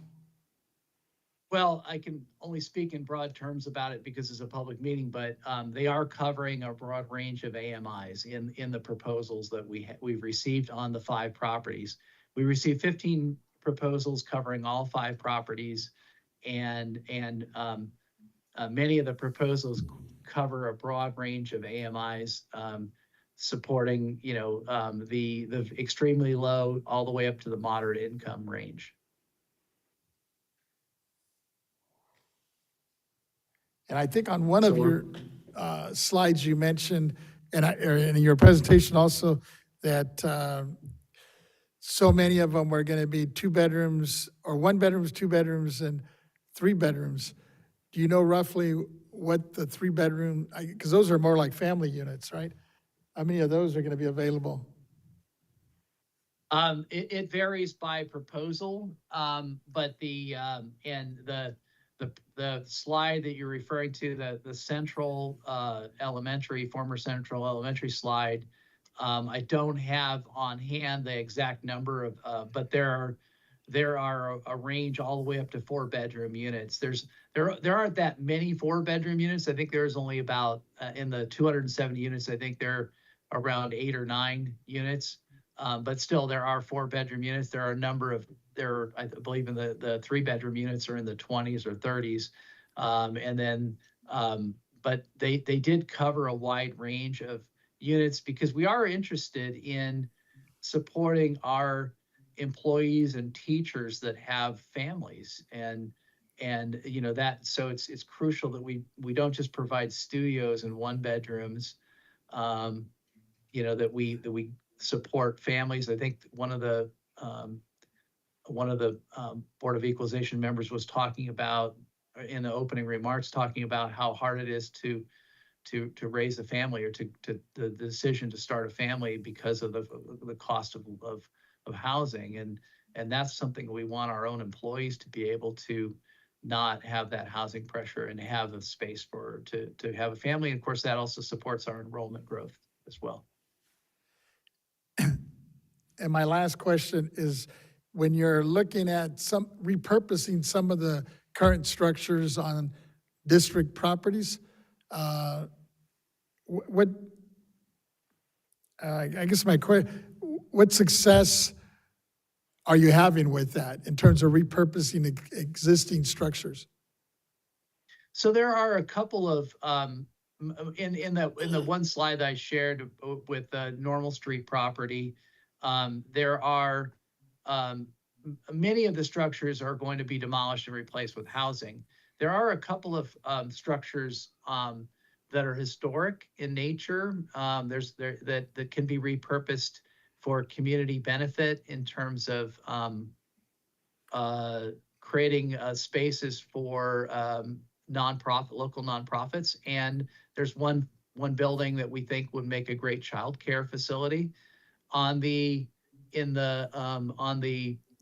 central site, we retain part of the original buildings as a school, and it's operating as a school. They're the newer part of the campus, and that is going to be renovated by the developer at no cost to the district under this proposal. So not only are they building housing, but they're going to provide a facility renovation as part of the overall plan for the former Central Elementary School site. My last question, real quick, you mentioned also in your presentation that, I don't know if it was the last project but most of your projects are roughly running about 600,000 more or less per unit. And are you able to give kind of a breakdown? Because I know in a lot of cities, I'm just thinking of my area, we're spending somewhere in the neighborhood of 700,000 to 800,000 per unit. And I'm hoping that when you're dealing with repurposing or using school properties, it's going to be much lower than even 600,000. And I was wondering why the cost was still kind of high.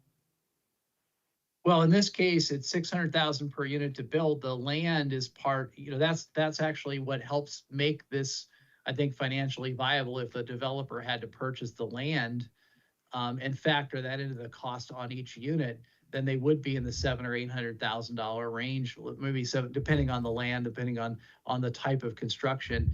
In this case, their pro forma indicated that the cost to build and it does include parking as well. The project is fully parked. The cost was $614,000, and that varies by project and by building type and location. But that's the thing the one thing that districts can do to benefit in this type of program is when we do have land, it really does help that capital stack, because if you're just trying to build housing, affordable housing or market rate housing, that initial cost of land is a big piece of the capital stack. No, I get it. The land is, especially when you're getting in some of these beach communities, the land cost is just, it just blows it up to the 700,000 to 800,000 a unit. But on the other hand, I was out in Salinas and I was on a couple of these farms where the growers actually built some units at 200,000 a unit, which I thought was really cheap. But one of the reasons is that they went strictly private. They didn't go through any of the federal, state grants, because that just, the time it takes to go through those costs money. Yeah, I mean, there are less expensive ways to build. We typically, you have to look at the local cost of labor and local cost of construction materials, and it kind of depends on how those two things are acquired. That ties into the overall cost of construction. Thank you. Okay, other questions? Mr. Schaefer. Thank you. I was most excited by your University Heights proposed development. I've grown up with admiration for that area. Frank the Train Man, some of the best coffee shops in town, just a few blocks to supermarkets, a diversionary theater. You can hike out to the chicken pie shop. I can't imagine a nicer place to live. And if we can provide 500 units of housing, that would be something we should have a little parade to celebrate. And that and all the other work that you're doing, I'm so proud of it, and I want to share you my full cooperation. Thank you. Great. Other questions, Mr. Emron? Thank you, Vice Chair Lieber. Sir, have you run into outdated zoning rules and regulations favoring single-family homes when trying to complete these projects? You know, we're pretty fortunate in San Diego. The city of San Diego has done a lot to upzone these areas. So we haven't encountered, I mean, zoning is not as much of a problem for us. I mean, I know it is in other areas, so and I empathize with those areas, but we're not seeing the zoning as being prohibitive at this time. These projects are actually mostly ministerial. I mean, they're ministerial projects, meaning that they don't require, they fall under the proposal you just saw a minute ago, that both of them, those are ministerial, meaning they don't have to go and get a special approval by a city government to go forward, that they actually fall within the zoning of those areas. So we're not building outside of the existing land use zones, but there are areas in various cities where, you know, single family or you know, the zoning is restrictive and would need to be the area would need to be either upzoned, or it would need to be, there'd need to be some kind of exemption for the housing to take place. Absolutely. Great to hear. My very last question, you get the units up, you fill them, you occupy them with folks from the school district, and I assume that there's going to be a wait list. How long can a family or teacher, classified employee expect to stay on that wait list? How fast are you moving people off that wait list? So we don't have a wait list yet for that central project. We don't have we typically run a lottery. It's done through a lottery, and then as new units are made available, then they go back to the list. But once people are in, the units don't rotate enough or fast enough, so that those wait lists realistically can take some time. Our goal is to build out more opportunities so that we don't have a wait list. But when we advertised the Olivia project and we made it available to all our employees, we had about 3 times as many applicants as we had units to.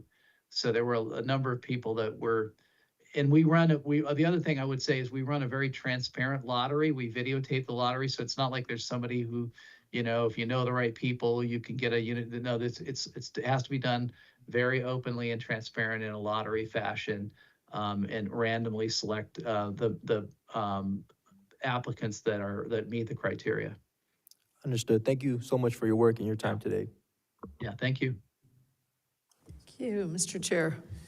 Yeah, thank you for your presentation. Very helpful. I'm curious as to whether any of the projects have ownership opportunities. No, the district is retaining ownership of the land, so they're not, none of the public-private partnerships have ownership opportunities.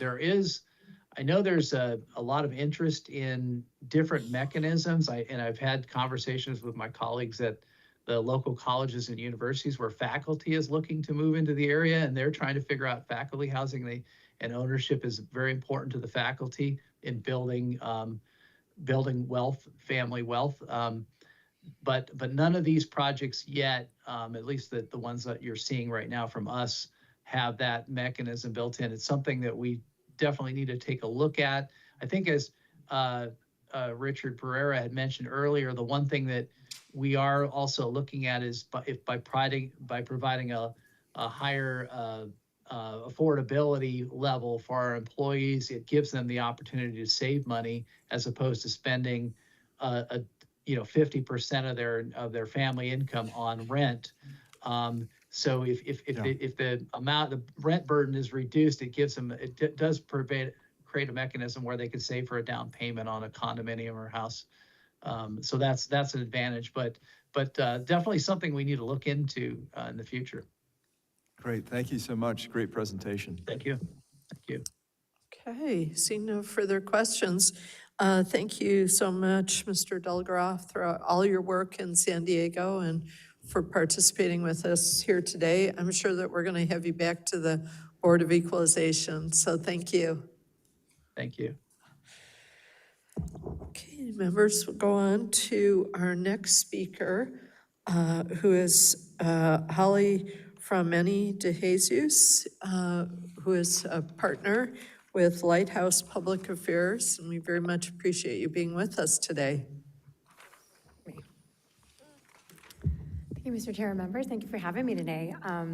We're going to take a step back out of San Diego with this next presentation. And I just kudos to, you've heard it, what they're doing in San Diego. If every city and county and public agency acted like San Diego and in the region and being so pro-housing with their policies and project approvals, we probably wouldn't be in the crisis that we are today.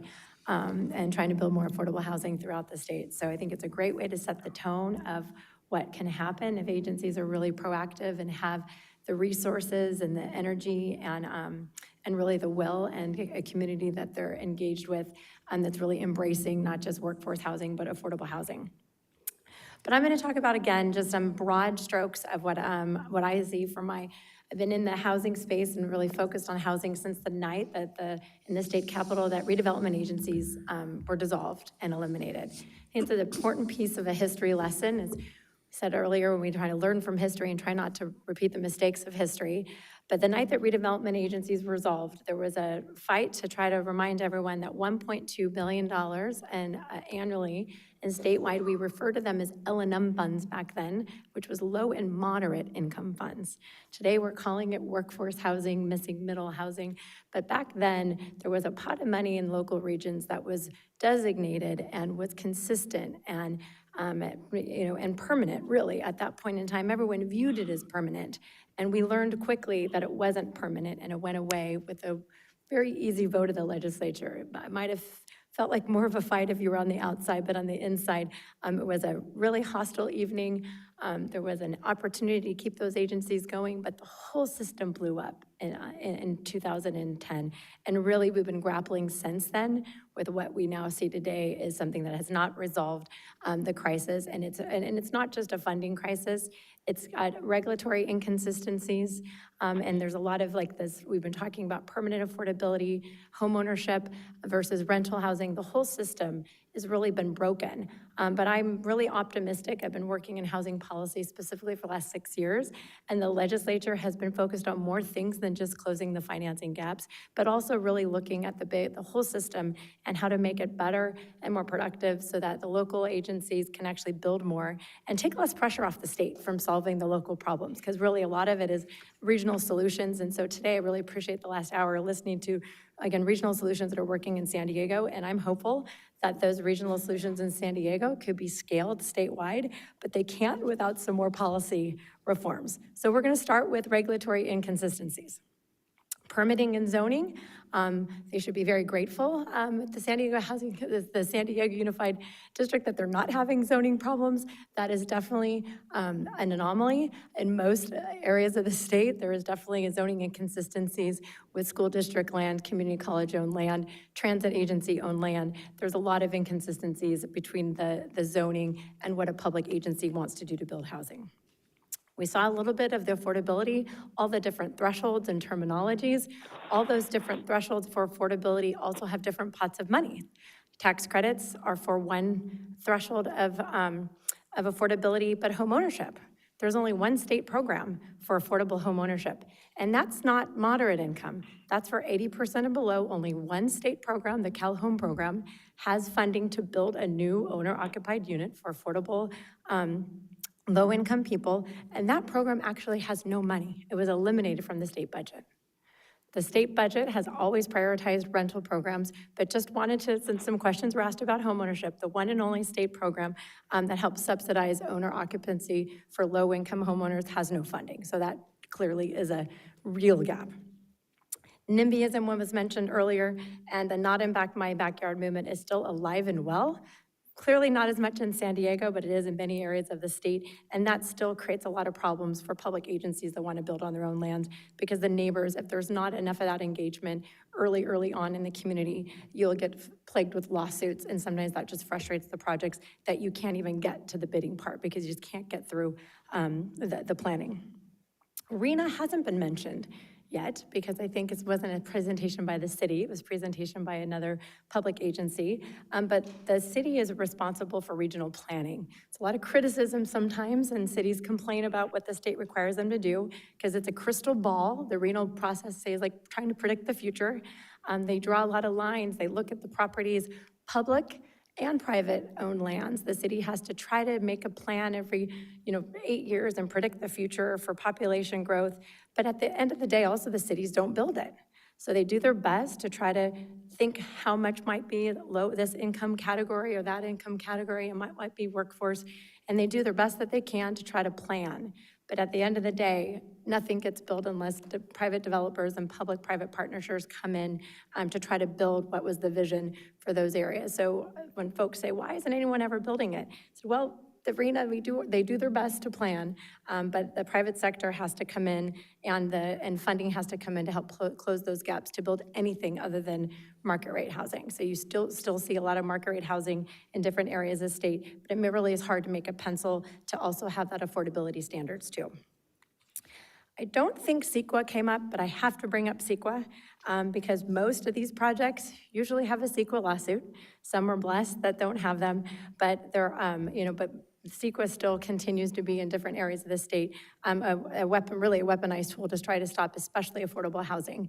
Market rate housing and affordable housing has continued to be plagued with CEQA lawsuits. But I'm optimistic. I'm going to talk about some opportunities that also come from the challenges.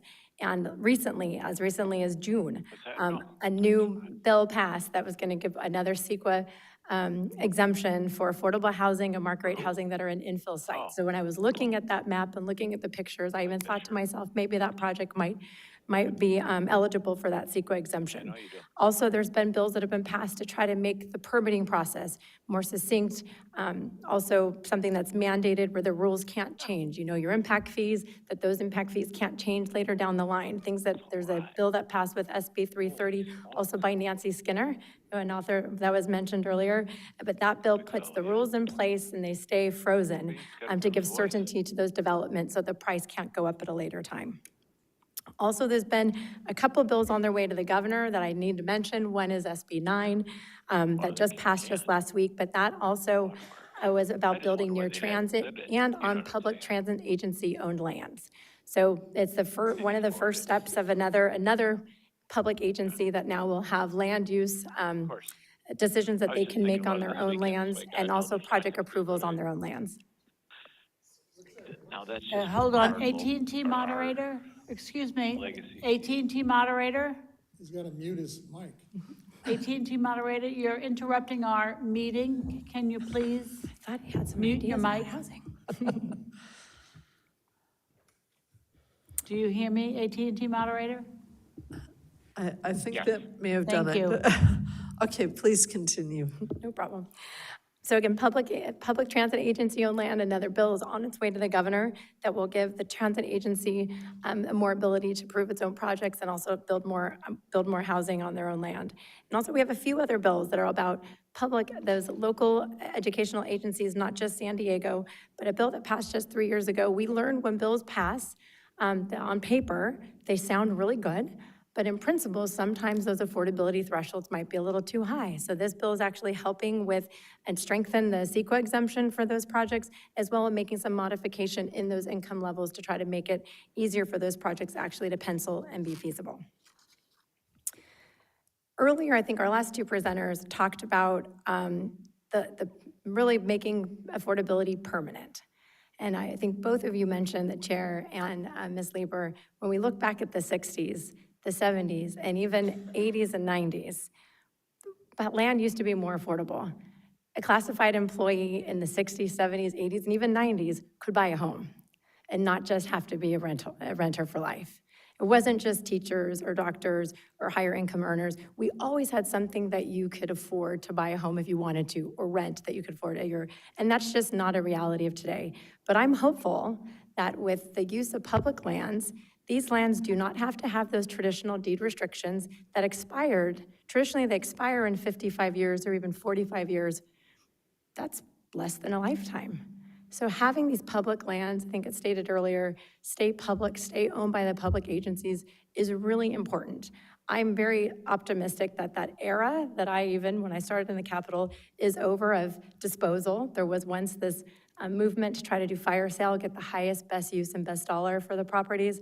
I'm very happy to see that that era appears to be over, and legislation and just public sentiment is that we don't want to lose those lands, because in 55 years and even 100 years, it's going to be very expensive again, and we'll never get out of this mess and this cycle of affordability for the next generation. My daughter, my grandchildren, I want to make sure they can buy a home like I was able to do earlier in my life. So hopefully, this will be a trend, that these lands will stay affordable in perpetuity, and that era of disposition will be over. The community land trusts were mentioned, and I'm hopeful that the public agency lands can be treated like community land trusts, because those are the model that homeownership is traditionally on. And it's not, you don't need to reinvent the wheel. School districts and any public agency can follow the Habitat for Humanity model, the self-help enterprise model, heritage housing model. There's quite a few models, but those units have to have more subsidy, and that can come in the form of a grant, and it also can come in some forms of property tax relief. So now we're going to talk about filling that financing gap, because that is we'll call it an 800-pound gorilla, but that is the multi-billion-dollar gorilla that is constantly in the room, is that the gap continues to grow because the cost of construction continues to grow. $600,000, $300,000. It varies depending on what part of the state that you're in, but it continues. The one thing we do know is it goes up every month, every year. It gets more expensive to build housing wherever we are in the state. Even in the Central Valley and even up in the foothills, they used to think it was more affordable. Now, people can't even afford to live in what was once an affordable area in the state of California. So we need to do more to close that gap. Looking at the Board of Equalization, someone said earlier, you guys are key influencers in this state. You can influence the general funds expenditures. Obviously, those are grants. A lot of those are just awards that go out in some of the programs. But also, there's been a lot of attempts to pass legislation to give more property tax relief. Even bills that have been passed to give sales tax relief on the construction and materials that can go into helping build more housing. There's been some partnerships that have been made, not just joint powers authorities. I think some people are familiar with that, but there are some individual developers that have gone to cities directly and approached them to do what I call one-off property tax abatements when they're converting market rate units to this missing middle or moderate income units, and a city can voluntarily give up their property tax portion, but that's a huge sell throughout the state to do that on a statewide level. Not every city, every special district or county is willing to give up their portion of property tax going forward in the future. But it is happening on a very, very small scale, but those are different ideas that I think should be revisited and can be revisited to see what can be done to incentivize more and bringing back some of that tax increment financing in a future form. I don't know what it is. I just hope that 10 years from now, I might be able to be giving a class and telling about that new tool. It was redevelopment agencies, tax increment financing for 20 years.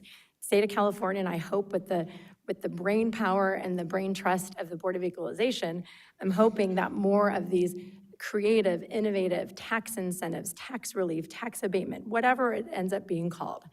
Right now, what we know is that is an area that doesn't require general fund dollars, doesn't maybe require a tax increase, because there has been some revenue generating measures that have failed at a regional level in the Bay Area. They tried for a local revenue generating measure that failed, but one in Los Angeles passed. That was a sales tax. But some of the ones that are on transfer taxes have failed, and ones on property taxes have passed. So again, the voters, I think people get very nervous of being at the mercy of some short-term just bonds, that bonds run out. And the state still lacks a permanent funding source to help fill that gap. So hopefully, again, I'm confident that the brain trust of the Board of Equalization and your staff can help come up with some more ideas for property tax relief. And there is one on the books for homeownership, but it's very limited. But once a low-income owner does buy a low-income house, they get a discount on their property tax. And it has to be, they have to have a no-interest mortgage. It has to be in partnership with a nonprofit similar to Habitat for Humanity. But we do have some things that have worked, but they are just not scalable at the level that they are. But I'm hopeful that we can come up with some new ideas to try to do more creative financing and creative tax models to try to help build more of this, the missing middle, because there is really, for workforce housing, there is nothing. There's no state program, there's no property tax relief. For that income category and that threshold, it really is zero. So hopefully the future, and 10, 15 years from now, we can look back and say, hey, that's not the case. Remember when we had nothing for workforce housing, and now we do. Excellent.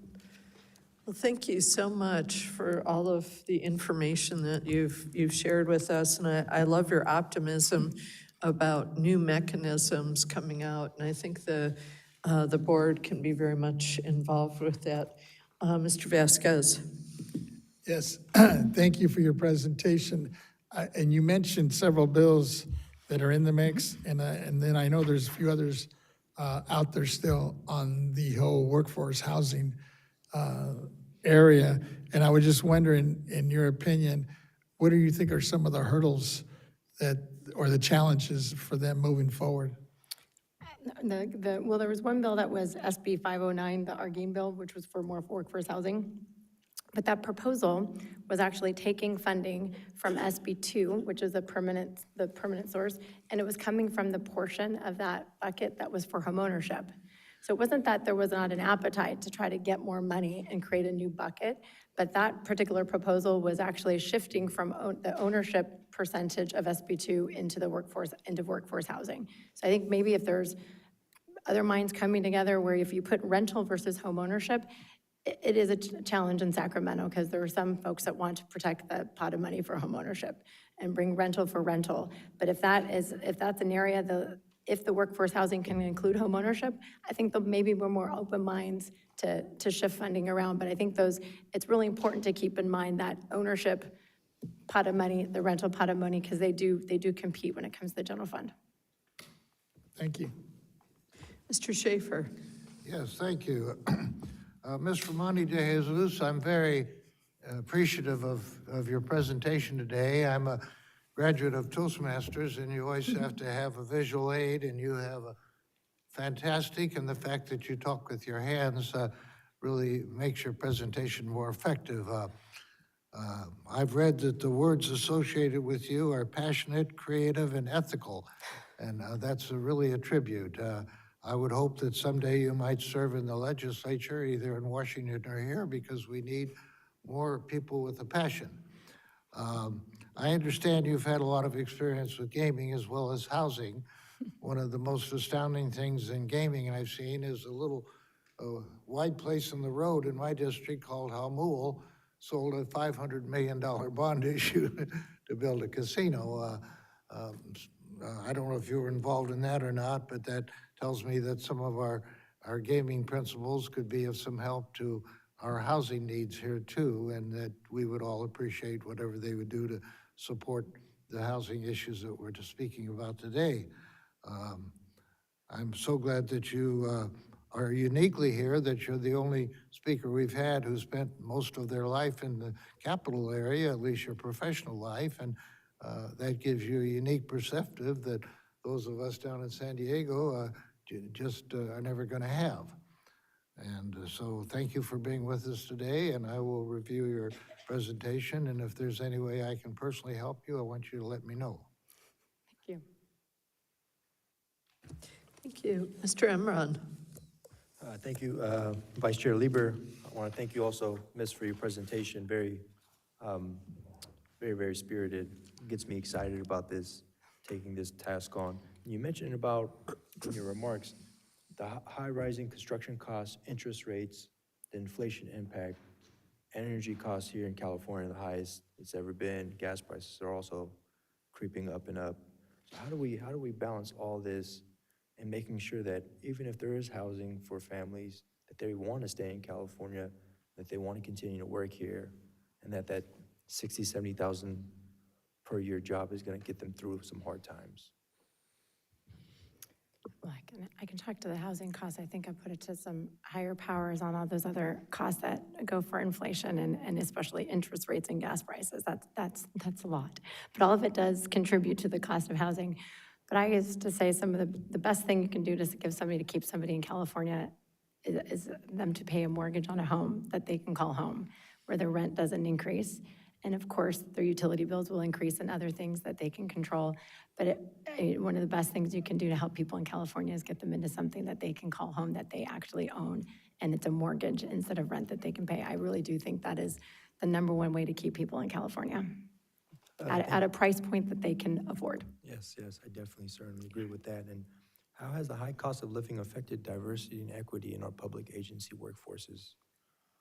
In the workforce, I mean, I think it's without a doubt, and many studies and reports can show how much, communities of color have suffered financially through the housing crisis. Not only during the crash of 2011 and 12, they were hit the hardest during the crash and continue to suffer the most. They're the most rent burdened and house burdened are communities of color, and therefore it definitely impacts the workforce. I think when you talked about classified employees, the classified employees are hit the hardest. Everything we've talked about is classified employees, which are low-income earners, are in a system that will keep them renters for life. Yes, absolutely. And I hone in on classified employees. My mother's a classified employee, and sometimes I just think that if she didn't have some of the financial support around her, I don't know how she can continue on her job, because she loves the kids, she loves working for the school district, but it's definitely some hard times, especially on a pay scale. So thank you again for your time today. Yeah, thank you so much for your presentation. Appreciate it, and enjoyed working with you in the legislature. So Way back when. I know, way back when. Yeah. Feels like a long time now. I think you were there the night that redevelopment agency voted. Yes, I was. I think you were. Yeah, I voted to eliminate it because I saw a lot of fraud going on. I remember. And I felt like, hey, we gotta make sure we're keeping an eye on taxpayers' money, and I know it takes a lot to rebuild all that because there were some good entities also. But I want to get back to CEQA if I could. You talked about some reform in that regard. Do you think that we will ever see broad-based CEQA reform? Because it seems to me that it's gotten away from its original intent, which was to mitigate environmental damage. Well, I think the June CEQA reform measure for housing, which included market rate and affordable housing, is the broadest we've ever seen. Hence, it was done through the budget process because it overcame so many of the challenges that many of you know are very hard to overcome through the traditional legislative process. That bill, AB 130 and SB 131, are really historic reforms that are, they're limited by the definition of infill, but every, public agency-owned land we've seen today and some of the examples today could fit that infill definition. We've also seen a lot of broad reforms on just affordable housing, also lands owned by schools, universities, community colleges, religious organizations, faith-based organizations for student housing. There still continues to be a lot of, holes that are broken into CEQA, because I think there's some fundamental aspects of CEQA for all other projects that are non-housing that will always stay in place. But for housing, again, I'm optimistic after this summer. I think some folks said that could never have happened what happened this summer. So once we see how the dust settles on those CEQA exemptions, but I'm very familiar with quite a few projects that have been stuck in the mud for years and have been able to use that exemption that just passed and was enacted on July 1st. Good, for housing. Can't speak to all the other okay, CEQA applicabilities and other projects, but All for right. housing. that's encouraging, so first step. and- Again, that's where I guess maybe my optimism come from. Yeah, Some folks said that could never happen, and it did this true. summer. Yeah, all right, very well, thank you. And a follow-up question from Mr. Emron. I do want to get this one question off. Do you believe modular construction methods are viable for reducing cost and time in public agency workforce housing developments? I do, especially, I mean, I think it's harder for family housing. We talked about family housing, but I've been on now a few tours and I've seen a few of the factories where there's challenges, is a lot of them, they're truly factory built. So there's like a car. They look the same, they feel the same, they're 1 bedroom or they're 2 bedroom. So you don't have the 3 and 4 bedroom, the family housing, but absolutely, especially scalability on the sites. We're talking about even smaller sites, because the factory-built housing and the factories I have seen in, here in California, other states, and in other parts of the world, you can really scale and you can build it quickly. And projects that are between 10, 15 to 100 units, it's definitely an opportunity that some cities are already taking advantage of. I appreciate that. Thank you, Vice Chair. Thank you. Well, thank you so much for your presentation. And I am anticipating that we will have you back at the BOE to continue the dialogue with us on this very important topic. And Mr. Schaefer. Well, I couldn't agree with you more. I hope we see her soon. Yes, absolutely.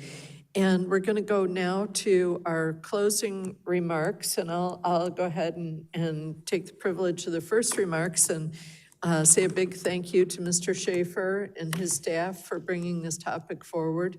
This has been a very engaging and impactful discussion with our speakers here today. So we appreciate you setting the table for this and bringing forward the topic, and look forward to more on that. Mr. Vasquez. Thank you. I also want to thank Member Schaefer and our Vice Chair Lieber for putting together this hearing. The idea is so important. We've heard from some very good, knowledgeable folks in the area of workforce housing today.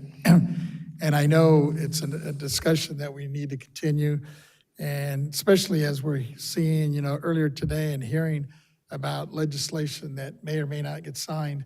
Some of them might be turned into 2-year bills. I think we need to stay on top of those. But I really wanted to emphasize the issue, especially as we're talking about our educational, faculty, staff. That one really hits close to home. As a former teacher, I remember when I first started teaching, it was ridiculous what we were paying teachers. Not that they're getting paid much better, but it's definitely a lot better now than it was 30 years ago. And I think we need to do whatever we can to support them. And I think housing is a big piece of it. Because, when you're trying to attract good administrators, staff, and teachers, the issue always becomes, do they want to commute 2-3 hours to get to work? The quality of life really gets altered for them, especially if you're asking them to work with our kids, right? You want them to come with energy and hopefully the time to really spend with our kids. The other issue that was really interesting to me today was just the cost, and I know when we're dealing with land costs, especially if we're dealing with some of these school districts like San Diego and LA, especially on the west side, anything along the coast, land's always going to be the big premium that's usually going to hike the cost per unit. So I think whatever we can do to repurpose those lands, especially for the school districts and some of the cities that was mentioning earlier today. So I really appreciate that, and looking forward to our follow-up discussion on this issue and tracking some of the bills that are currently in the mix. Thank you. Others, Mr. Emron, did you have any closing comments? Absolutely. I want to also thank you, Vice Chair Lieber. I want to thank Member Schaefer for bringing such an important topic forward. We hear about it more and more to the super commuter. If you have a chance to get on the roads at 4 or 5 a.m., you have people leaving their houses, commuting 2-3 hours one way just to make it to work, working an entire 8, 9-hour shift, make it back home, and what time is there left in the day for your family, for your personal errands, for just kind of settling in. And I think as a state, we have an absolute duty to make sure that our citizens, our residents are taken care of, and that is number one, utmost priority, making sure that there's housing available, that there's a place to rest their head at night after such a long day of work. And I couldn't agree more with Mr. Vasquez too, is that we have to prioritize this, and at the Board of Equalization, looking at certain ways and methods to get this done, including modular housing. And I'm fully supportive of these school districts continuing on this journey to make sure that their teachers, their classified employees, all have a place to reside. And especially when you think about environmental impacts too, the closer the better to your workplace. Thank you. Mr. Schaefer. Yes, I'd like to thank Dr. Cody Pedersen, who is my chief of staff, for designing the agenda and bringing such talented people together. I think it elevates the use of our entire board in helping the public, but to have such input. And I thank all of you also for your part today. Thank you. Mr. Chair? Yeah, thank you. Both Member Schaefer and Vice Chair Lieber. It was a great presentation. I learned a lot.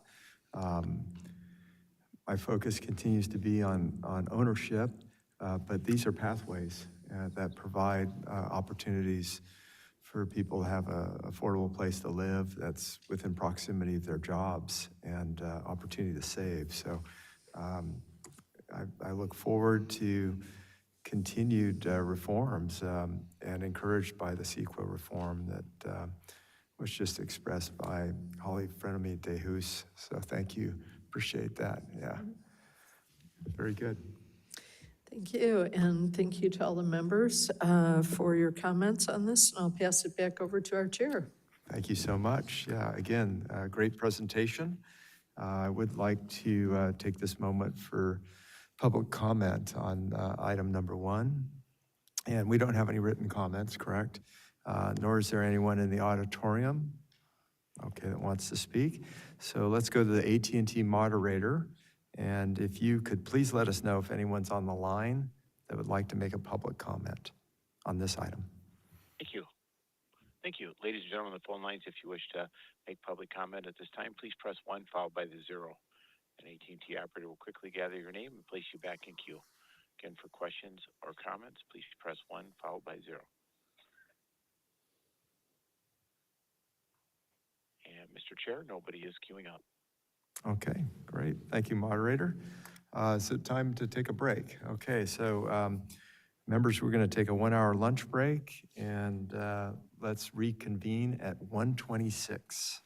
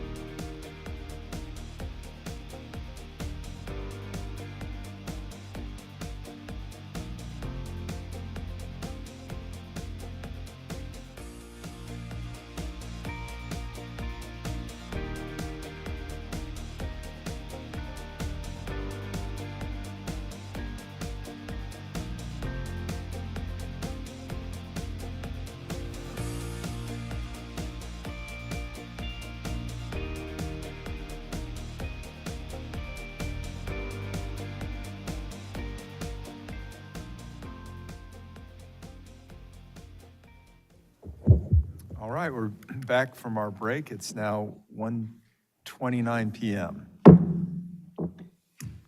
Okay, next item on the agenda is the consent agenda. Item number 2, adoption of the August 20th, 2025 board meeting minutes. Members, would anyone like to make a motion on this item? So moved. Okay. Second. All right, so we have a motion and a second to adopt the August 20th, 2025 board meeting minutes. And so the maker of the motion was Member Vasquez, and Deputy Controller Emron made the second. Do we have any written comments on this item? And is there anyone in the auditorium that would wish to make public comment? And therefore, we're going to go to the AT&T moderator. Please let us know if anyone is on the telephone line and would like to make a public comment regarding the adoption of the August 20th, 2025 board meeting minutes. Thank you. Again, ladies and gentlemen, if you would like to make public comment at this time, please press 1 followed by 0. 1 followed by 0.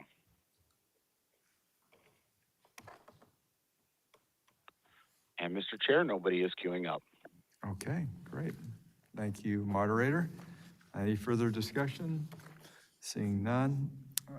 Member Vasquez has made the motion to adopt the 2025 August 20th, 2025 board meeting minutes. And Deputy Controller Emron has made the second. Ms. Cicchetti, please call the roll. Chair Gaines. Aye. Vice Chair Lieber. Aye. Member Vasquez. Aye. Member Schaefer. Aye. Deputy Controller Emron. Aye. All right, the motion passes. Thank you, members. Let's see. We're now going to go to item 4 on the agenda, and that's the Executive Director's report. Ms. Stowers. Good afternoon. I'm Yvette Stowers, Executive Director for the State Board of Equalization. Members, for today's report, I'd like to highlight 3 upcoming events. First, I would like to highlight the upcoming California Assessors Association Annual Conference. This conference will be held October 6th through the 9th in Moreno Park, California, hosted by Orange County Assessor Claude Parrish. This annual conference provides an excellent opportunity for the CAA and BOE to discuss further ways to work in collaboration and opportunity to discuss emerging issues. Also, next month, the board will hold their annual meeting with the assessors as required by Government Code Section 15607. The meeting will be held October 22nd here at the May Lee Office Complex. A letter to assessors was issued on August 19th to all county assessors, formally inviting them to this year's meeting. This annual meeting will provide an excellent opportunity for formal and informal dialogue among the board and the 58 county assessors relating to administration of property assessment and taxation laws. Finally, members, on October 29th, my team and I have been asked to speak on anticipated updates and changes related to property tax at the California Society Enrolled Agents 2025 Tax Agencies Liaison Meeting. This meeting will be held virtually. Members, I will continue to keep your offices up to date on details of future events. That concludes my report. I'm available for any questions.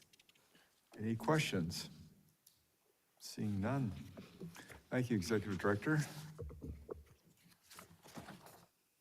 Next item is item number 5, Operational Priorities Report presented by Ms. Renati. Good afternoon, honorable members. My name is Lisa Renati. I'm the Chief Deputy Director.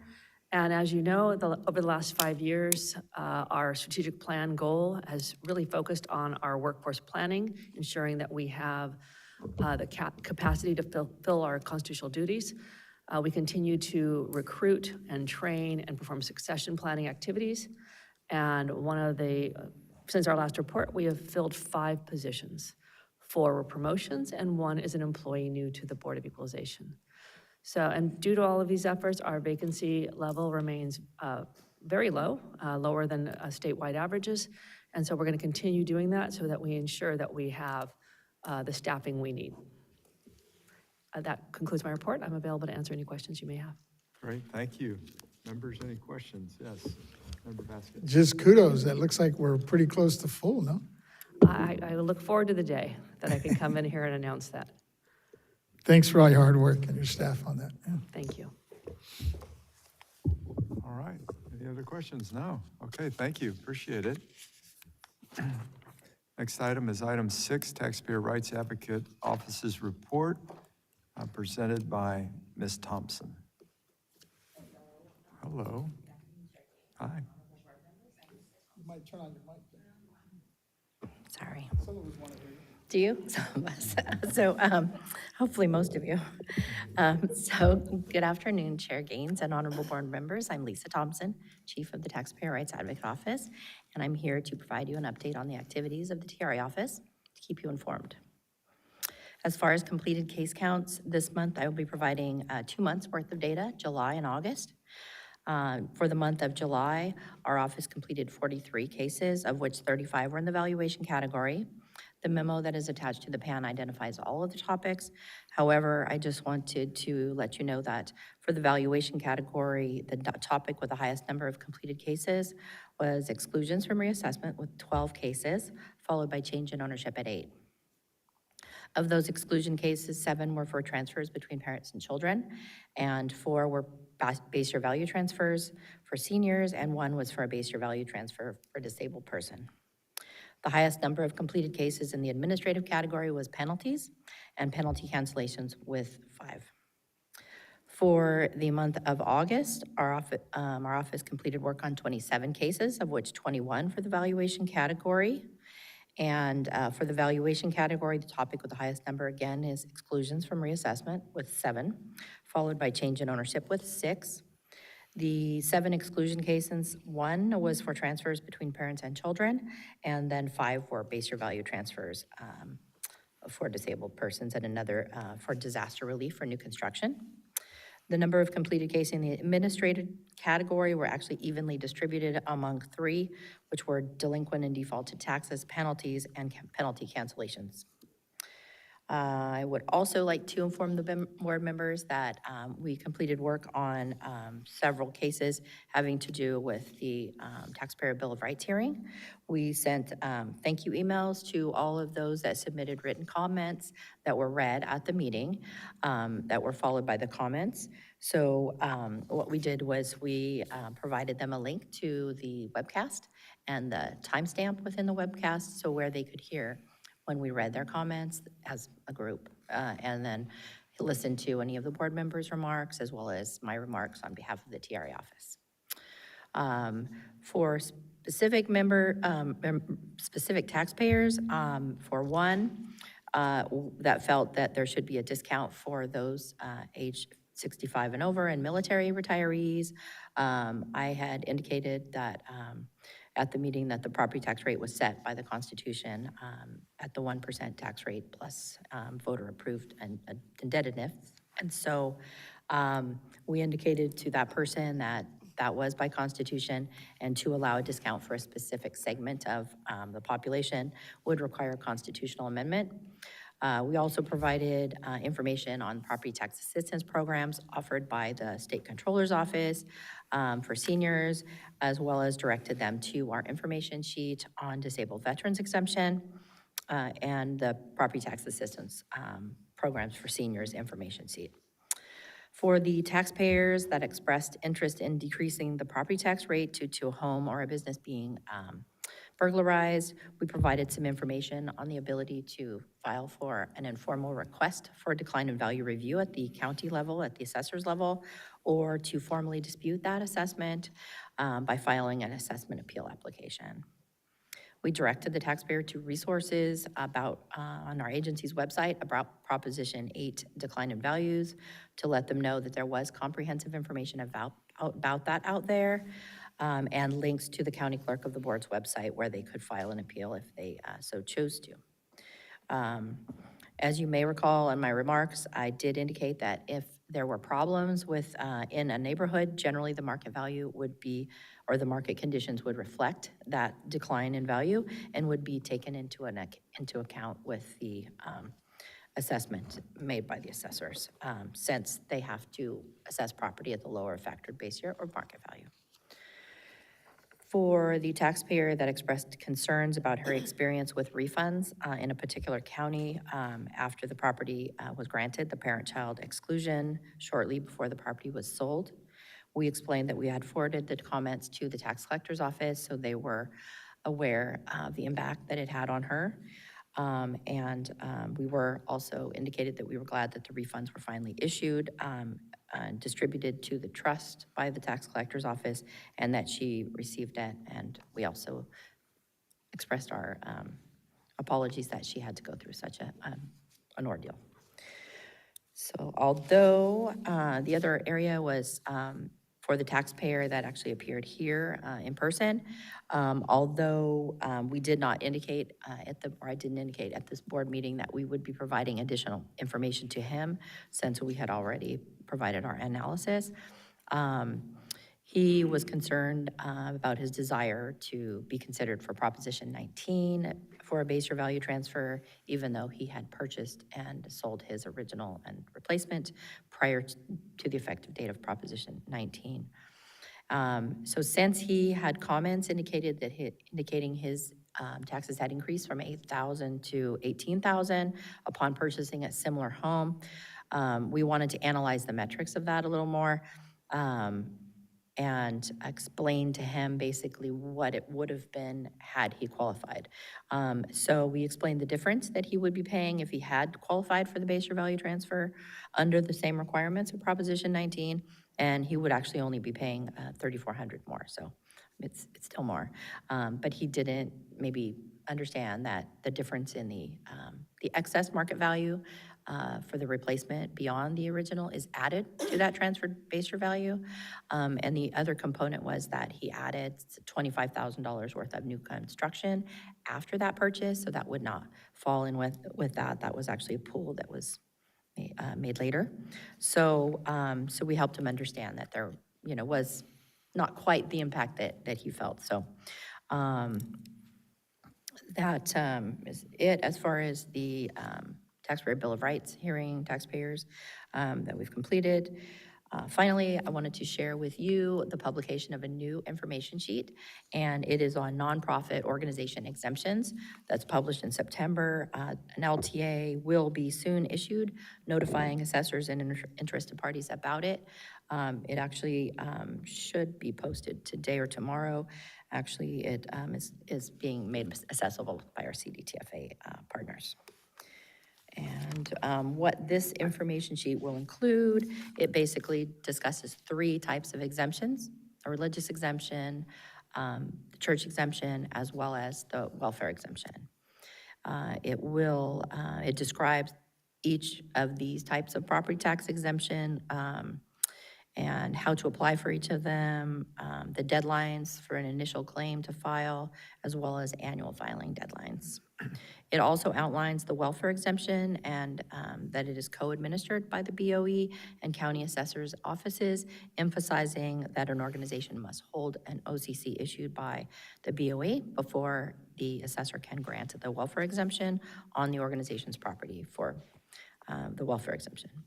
Additionally, it addresses the availability of the welfare exemption on property used for low-income rental housing, the types of organizations that can qualify, and the requirement that a limited partnership must have a supplemental clearance certificate issued by the board. The information sheet provides information on how and when to apply for an OCC as well as an SCC. And that concludes my updates. If you have any questions, I'm happy to answer them. Members' questions? Member Schaefer. Yes, thank you. I noticed under decline in value, we just had one case in July and one in August. I imagine in LA County alone with the fires, we've had hundreds and hundreds of decline in value issues, did we have a larger number in the past, or have these generally been resolved by Assessor Prang's office to the satisfaction? I think Assessor Prang has been proactive and doing an excellent job in seeing that there was a promptly reduction in value for homes that were destroyed. That just makes sense, but I imagine there would be a number of dissatisfied taxpayers too, if he wasn't acting fast enough. Did your office hear from many people in the LA County over the fire problems, or is this a token appeal or token inquiry suggesting that there really was not much interest in your office because they were taken such good care of by the assessor? So I'll answer the first part about Los Angeles first. So for Los Angeles, yeah, I mean, Los Angeles was very proactive about that, about removing the improvements that were on the value as of, as quickly as possible. I know on the tax collector side too, they have notices and they were saying, don't pay the property tax bill, hold off on that. So they were proactive, but yeah, Los Angeles was removing values. We had some questions in Los Angeles, just a couple taxpayers that were basically concerned about the amount that was removed. That was kind of in the beginning of it. And what their concern was because in these two cases, they happened to buy older properties. And when they were purchased, I don't know, maybe 2015, 16. So the majority of the value was actually placed on the land. And so very little was on the improvement, say $150,000, $180,000. So that's what the relief they're getting for is their improvement. Their house is gone, so that's removed, $170,000, but then they could have still $800,000 in value that's on the land that's being assessed. I do know for LA, they did reduce the land a little bit for some of the damage, but the majority is site value. So yes, I think they're very proactive. I know also for Los Angeles, the fact that we had the information guide for disaster relief that was published was extremely helpful. The timing of that was actually very good on that. So it was available for taxpayers. I do know LA County was referring to it, as well as their information on their resources, so that was helpful. So in regards to the numbers for our reports, generally, the declining value category, what we see are where say you have had in the last couple of years, I mean, the values across the states or across the counties and the states has increased a lot. And so their values, maybe one of them were at a decline in value because the market was lower. Well, all of a sudden, when the market went up in 2021, 22, now they're paying more because their factored base year value was restored. So that's typically actually what we see when we're looking at the TRA office for the decline in value category. We explain to them that's what happened. That's why your property tax bill was so much more, which corresponds to the assessed value, because that's how your taxes are calculated. All right, well, thank you for Thank your you. vigilance. Great, thank you. Member Vasquez? Yes, thank you, Chair Gaines and Ms. Thompson, for your report. I noticed that we had quite a bit of inquiries or an increase in the exclusion piece. Was there any specific exclusion that was being requested by the taxpayer? The exclusions are, we always have some sort of concerns about the parent-child exclusion. We see those, as well as base year value transfers of certain things, but it's pretty consistent. We typically always have that. I mean, we're still seeing concerns from taxpayers that unfortunately didn't meet the 1-year move-in requirement, but more and more what we're seeing is that they just didn't meet the homeowner's exemption requirement for 1 year. But thankfully, if they're still owning the property, they can get prospective relief. And so we're helping to provide that clarity to know that, no, you still can apply for it. And it's important to do so now. So like particularly now, I mean, it's based on the year that you file the homeowner's exemption. So if somebody's already missed the year, it's very important to file it within this calendar year, or they'll miss another year. So, yeah. Base year value transfers, same. We just get different. They're vastly different scenarios, but a lot of people are not understanding that, like for the base year value transfers, is that when they buy up, that they're not going to receive their entire, just their transferred base year value from their older house. They have to account for the fact that you paid $200,000 more for it, and market value wise, there was a difference, so you're going to be paying some taxes on that $200,000 excess, so. We're not getting many folks asking or requesting or had concerns or asking about disabilities. Not as much. I mean, the base year value I'd say, there's more base year value transfer requests under the seniors than the disabled. So we occasionally have those. Like we had one on this, I don't know which one it was, but that was for new construction. So they just had some questions on, they had experienced a fire, but they had an exclusion for a new construction, so they rebuild. So that was an exclusion as opposed to like a base year value transfer. So if your property is destroyed and you decide to rebuild on the same site, then you can receive the new construction exclusion, so. The reason I bring up the disability is when I was speaking in Santa Cruz, one of the participants in the workshop asked about it, and I thought maybe we had a backlog on that. But I think it might be more on the assessor. I told her to check with, because Yeah. it would be the assessor for Sacramento, right? That covers Santa Cruz, I believe. I don't know which one those are, but I mean, I'm not sure. Generally, I think in assessor's office, they process claims in the order of received, and a lot of the same staff process base year value transfer claims as well as parent-child transfer claims. So they have a unit or group that looks at those first and determines whether they meet those qualifications before passing that on to an appraiser so they can value it. So it could vary how long it takes in an assessor's office to process it, depending on their workload, so. Thank you. Thank you. Great. Thank you, Ms. Thompson. Thank you. Appreciate it. I'm not sure we need to take a break yet, but it has that, okay. So we'll move on to item 7. That is Property Tax Deputy Director's Report. Mr. Young. Thank you, Chairman Gaines, honorable members of the board. For the record, my name is David Young, Deputy Director of the Property Tax Department. For you this afternoon, I have 3 reports. The first 2 will be given by Ms. Lauren Keach.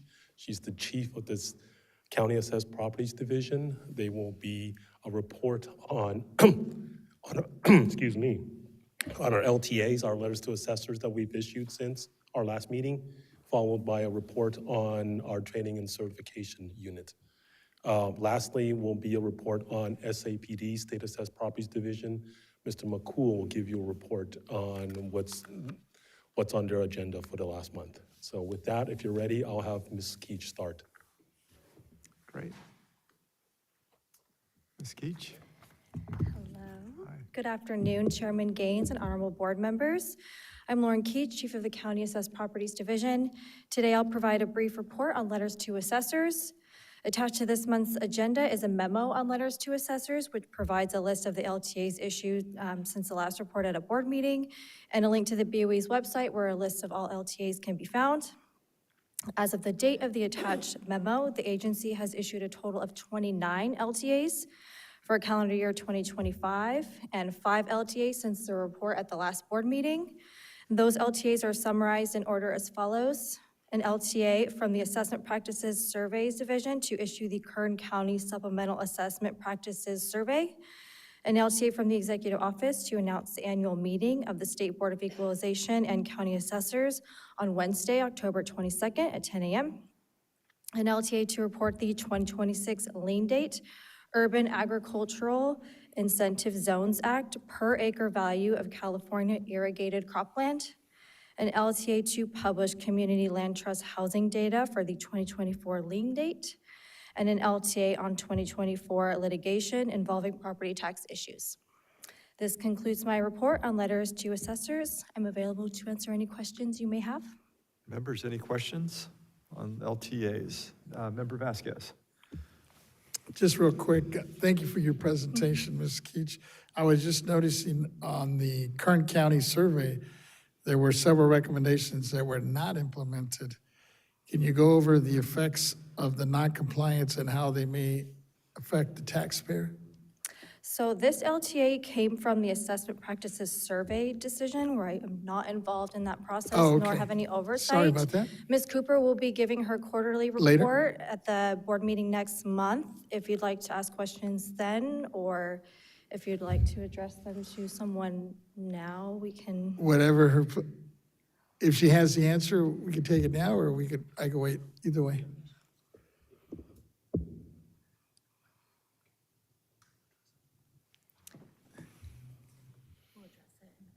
Okay.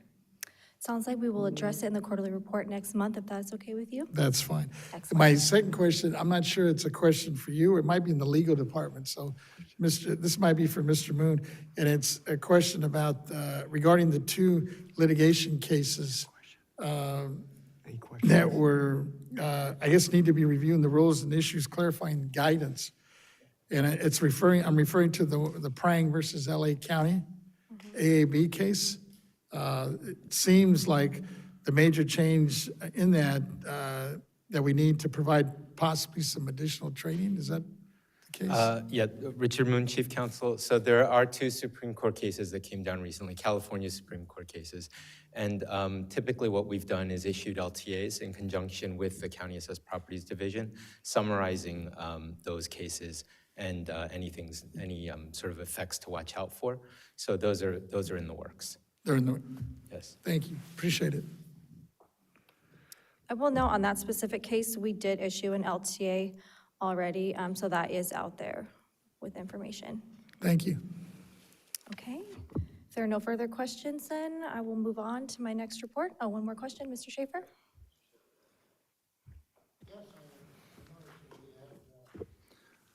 We had a LTA on the annual meeting of the board and county assessors. I guess that's a meeting for tomorrow. I imagine there were 58 invitees. Do we know how many are attending? I guess we can count noses tomorrow. This is for the October 22nd. Yvette Stowers, Executive Director. Yes, we do have that LTA out. It is for our annual meeting with the county assessors, as I just said earlier today, which is scheduled for next month. Okay. And we did invite all 58 county assessors. And as I explained previously, that generally the members reach out to their assessors to get confirmation on whether they will be attending in person or virtual. And they're able to attend as part of their job. I mean, we cover their hotel and travel, do we? No. Oh, that's good. Thank you. Okay, any other questions? All right, Ms. Keach, I think we can move on to the next item. Okay, I will now provide a brief report on the BOE's appraisal training and certification program. For the 2025-26 fiscal year, BOE staff scheduled 40 classes and 2 webinars. In addition, 7 classes have been scheduled with instructors in county assessors' offices for their staff. For courses taught by the BOE, 8 have been completed since the beginning of the fiscal year and 3 since the last board meeting. For courses taught by the counties, 1 has been completed since the beginning of the fiscal year. We continue to offer our existing online basic training courses available through American River College and Sacramento State University, Sacramento, as well as online courses and self-study training sessions available on the BOE's website. This concludes my report on training and certification. I'm available to answer any questions you may have. Questions? Seeing none? All right, thank Thank you. you. All right, well, next, we're going to hear from Mr. McCool. Thank you. Good afternoon, Chairman Gaines and honorable members. My name is Jack McCool, Chief of the State Assessed Properties Division. Today, I'll provide information on the status of ongoing work in our division. SAPD staff continue to make progress on our assessment appeals workload. Staff are preparing for appeals conferences that are scheduled in October. We will continue to work with petitioners on trying to find resolutions on remaining outstanding issues. We will also continue to work on the appeals throughout the remainder of 2025. SAPD staff continue to work on our 2025 property tax audits as well. Staff sent initial 2025 audit letters to assessees in June, and the field work for those audits has been completed. Staff are finishing writing the audit reports, and they are working their way through our review process. Any audits that result in a change in value recommendation will go before the board. Staff are also preparing the annual private railroad car tax bills. The bills must be mailed by October 15th, and currently all of our processes are on schedule and the bills should be sent out without any issue. That concludes my monthly update for the State Assessed Properties Division, and I'm available to answer any questions. Thank you. Members, any questions? Seeing none. Thank you, Mr. McCool. Thank you.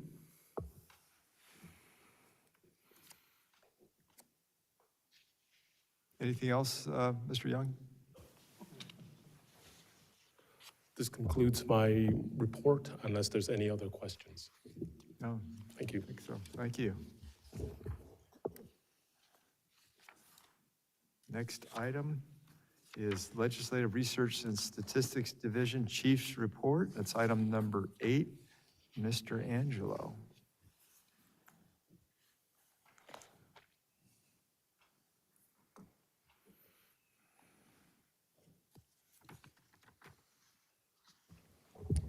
Good afternoon, Chairman Gaines and members. Good to see you. Ted Angelo, Legislative Director and Chief of the Legislative Research and Statistics Division. As you know, we made it through another legislative year, although it's the first year of a 2-year session. So they went a little late this year. They went into one day further into the 13th of their scheduled recess to take on a couple of issues that went past midnight into the next day. So the governor will have until October 13th to act on any bill that makes it to his desk. I have updated you on a weekly basis of all the bills that we continue to track, including the board positions on those. I'm working on formalizing the last actions that took place. It looks like 6 of the 7 key remaining bills that impact BOE passed the floor and are headed to the governor. The one I'll discuss, I'm not 100% sure yet if it was acted upon and if it was held on the floor, but that was the Native American Land Reacquisition Bill 1485. As of right now, the legislative history says it was going back for concurrence, and sometimes it's just late to update, and I wasn't tracking that particular measure when it was coming up for hearing. So just wanted to give you a heads up on that. So the 3 main disaster relief bills have all passed and are headed to the governor. I've updated you for the past several months on what those bills do, so I'll just briefly remind you that AB 245 by Assemblymember Gibson extends the base year transfer value for fire victims for an additional 3 years, so folks that are impacted with a lack of materials and things like that will have the extra time from the 5 years that's already in law. It also allows assessors to account for damage that occurred as of January 6th and the timeframe surrounding the fires. On 245, there was a provision in it where every county that has an ordinance, a disaster ordinance, it was not specifically clear whether the assessor can automatically apply the damaged value of a victim's properties to the lien date that took place earlier that year. That's one of the technical things that 245 makes that effective and makes it clear. So there's no ambiguity in that, so they can go back for the emergency reassessment of the damaged properties. AB 293, or SB 293, I'm sorry, Perez increases from 6 months to 3 years the timeframe to timely file for those eligible taxpayers with unrecorded changes in ownership that will come from the assessors after a damage assessment is taken place. And those are gives them extra time. And we've talked about that one at length. SB 663 by Senator Allen and McNerney and Perez takes care of about 4 different things, which includes the extra 3 years as well and chaptering issues with 245 for the base year transfer measures. It also deals with properties that have been given exemptions and make sure that they still remain exempt, but that they can't change ownership. There were some technical amendments taken on 663 late in the process, and it was referred to committee off the floor just to make sure if a property that was deemed exempt from property taxation, if there was a sale that took place of that property, it would lose that exemption, even though most of the property may have been destroyed, and it would have to reclassify and requalify for that. And that's pretty much how the law is understood, but they were making it abundantly clear. So those are the 3 main disaster bills. And then the ones I was talking about earlier, so AB 1485, we're waiting to see, and that's the land transfer and exemption from taxation for the Native American land reacquisition for open space land that is otherwise exempt. We're not sure what the status is of that bill yet, but I'll get back to you on that. SB 710, Blakespeare, which is the active solar energy bill. That was the bill that originally was going to extend the active solar energy exemption. Those that currently have it will continue to have it until a transfer or sale takes place. The new provision that was going to have a reconfigured solar exclusion was removed from the bill due to costs. We're not sure what's going to happen with that, if they're going to try to pursue it again next year, but as of right now, it would sunset, I believe, either at the fiscal year next year or at the end of 2007 is when the statute comes off the books, but I'm not sure when the actual exclusion, if it terminates fiscal year or at the end of the year. 2027? So, yeah, that is SB 710. Yeah, but the year? Next year is the last year. Yes, thank you. And so it would be January 1 of 2027. And AB 985 by Schiavo, the Chiquita Canyon, specific to LA County, that bill is headed to the governor as well, and that gives an opportunity for reassessment for decreased value in those properties. I have more details on that bill if there are questions on it, but in the grand scheme of things, it's giving them a chance if they had damage due to the subterranean fire that's occurring in that area, which is a traumatic, toxic event. It gives them a chance, if there were decrease in values to the properties, to get a reassessment done. And to go back with the details of the bill allows them to go back a few years and get that reassessment done. So that's it for the bills that directly impact, from an administrative standpoint, board administration standpoint, the Bagley-Keene Open Meeting Act bill that extends the current sunset date until January 1, 2030 is also headed to the governor, SB 470 Laird. And that should be it. That's it for the active legislation that's headed to the governor, or that was on the floor the last days of session. The only other issue I might bring up is there was a couple of things going on late in session, a lot of things going on late in session. But one was an energy bill package that was significant.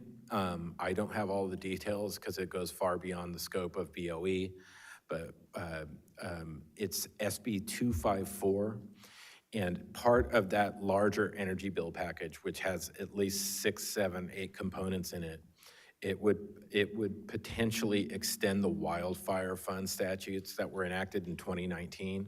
So the wildfire fund was pretty much known that it's going to be exhausted from the fires that happened in LA in January.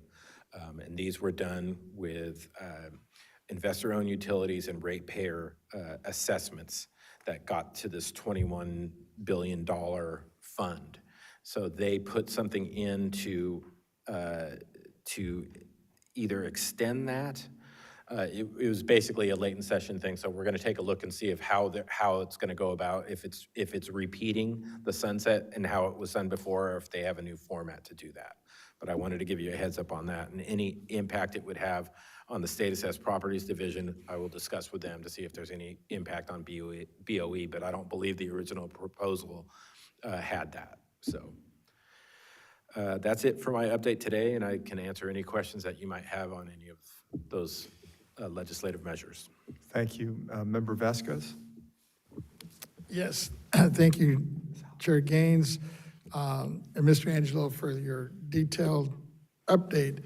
And you kind of touched on it, I guess you said you had a little bit more information on AB 985, which would allow a reduction of value due to the Chiquita Canyon landfill.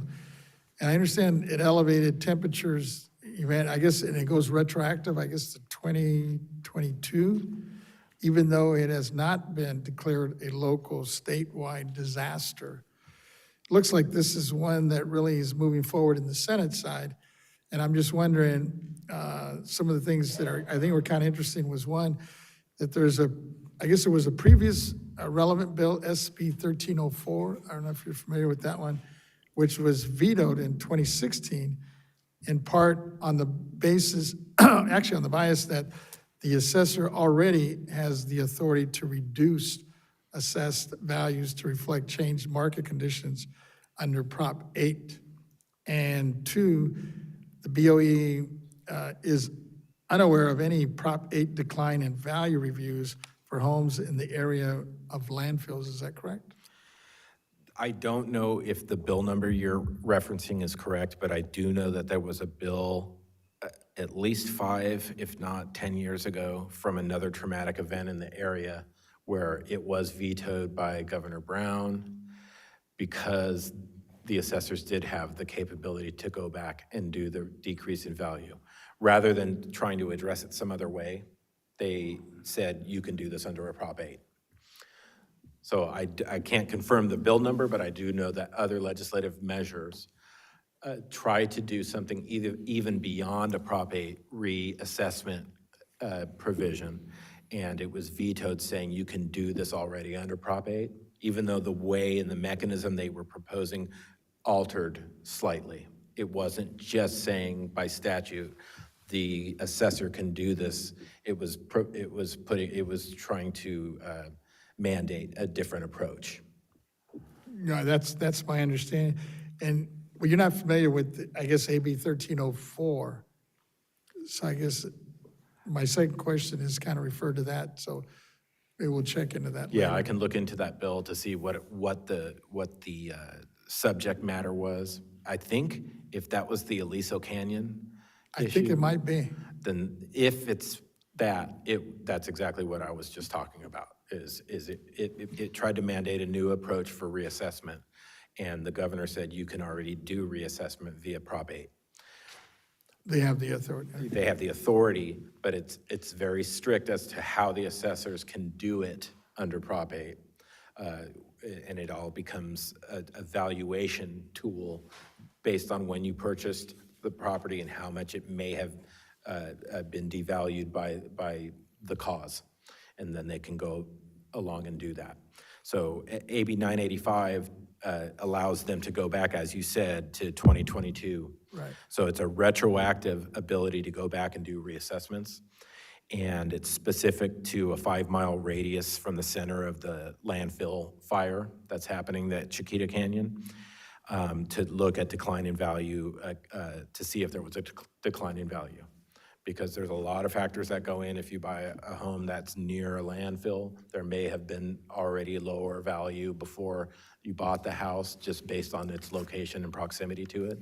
But if it was impacted by that specifically and drove down the value of it, they would get a reassessment opportunity there with the assessor.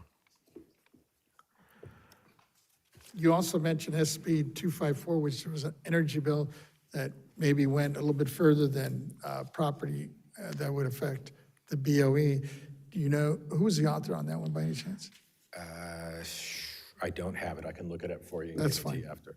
Thanks. But that bill was either second to last day or last day of session. So That's what I heard. It was one that had been discussed with many stakeholders in many different areas, Energy Commission. Right. This is not a BOE related issue bill. Right. But I brought it up because there are a lot of facets to it, and it could potentially have a little bit of a bearing on what we oversee, but not necessarily from a property tax perspective. Thank you. Good. That's good work. Vice Chair Lieber. Thank you. Yeah, I'd like to kind of keep track of any emerging issues that are similar to AB 985. We have a very large issue that's emerging in the Bay Area of unrestricted pumping on new developments and the rise of groundwater, where individuals are buying new homes in areas where there's subduction and rising groundwater, and it's raising toxins in the soil to within inches of the surface. And so I think, it's an adjacent issue to what was going on with Chiquita Canyon landfill in that sense. And so I'm interested to find out, what happens with that issue since it is comparable. And probably in the future, the issue of the rising groundwater and the lack of registration of pumps is going to become much more salient for the Bay Area and have discussion and have impacts in, at least some of the 9 Bay Area counties. Thank you. We'll definitely keep a lookout out for that and as well. And I won't go into any great detail because it's beyond my bandwidth on the issue, and I don't want to bring Mr. Young up on this unless we got really technical. But basically, anytime there is a toxic event and it drives down property values, sometimes it doesn't happen because the sales don't take place till later. So giving some retroactive relief like they're trying to do in the Chiquita Canyon is one method, but trying to do something separate goes beyond what the assessors are allowed to do from a valuation standpoint, and then they try to do something beyond that, and you run into constitutional safeguards from Prop 13 and whatnot. So it's not an easy thing to address those types of either tragedies or toxic issues that are emerging, but there are methods on the books to address them. They're just not as nimble as you might hope. So. Okay. Deputy Controller Imran. Thank you, Mr. Chairman. I want to thank you also for your report, Mr. Angelo. In regards to AB 1485, in regard to tribal land, it's a property tax exemption. My understanding is that this is tribal land that the state is giving back to the tribes, correct? Correct. And it's avoiding documentary transfer taxes and allowing that land to go back in a tax-free environment. But property tax-free environment, but it can't be used for commercial purposes. It has to be kept as like an open space land. There's many provisions in the bill that would direct it that it had to be used for those purposes. Otherwise, it wouldn't be exempt from property tax. So not a housing, not casino, just more. Correct. Keeping it as natural element. Understood. Thank you. And that's why, without speaking to the bill exactly, I'm just not sure why it didn't move forward, or if it did and it just hasn't been recorded yet. Sometimes that happens on the transmissions from the Assembly and the Senate. Usually when a bill goes back for concurrence, it's just a rubber stamp and it's headed to the governor. So it just didn't show that on the latest update, but it's possible that it's still moving.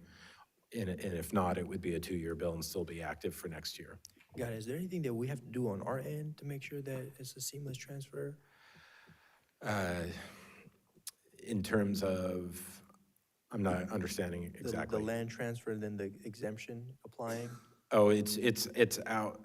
In terms, I don't know the answer to that, but we can look into it. Mr. Young would know that.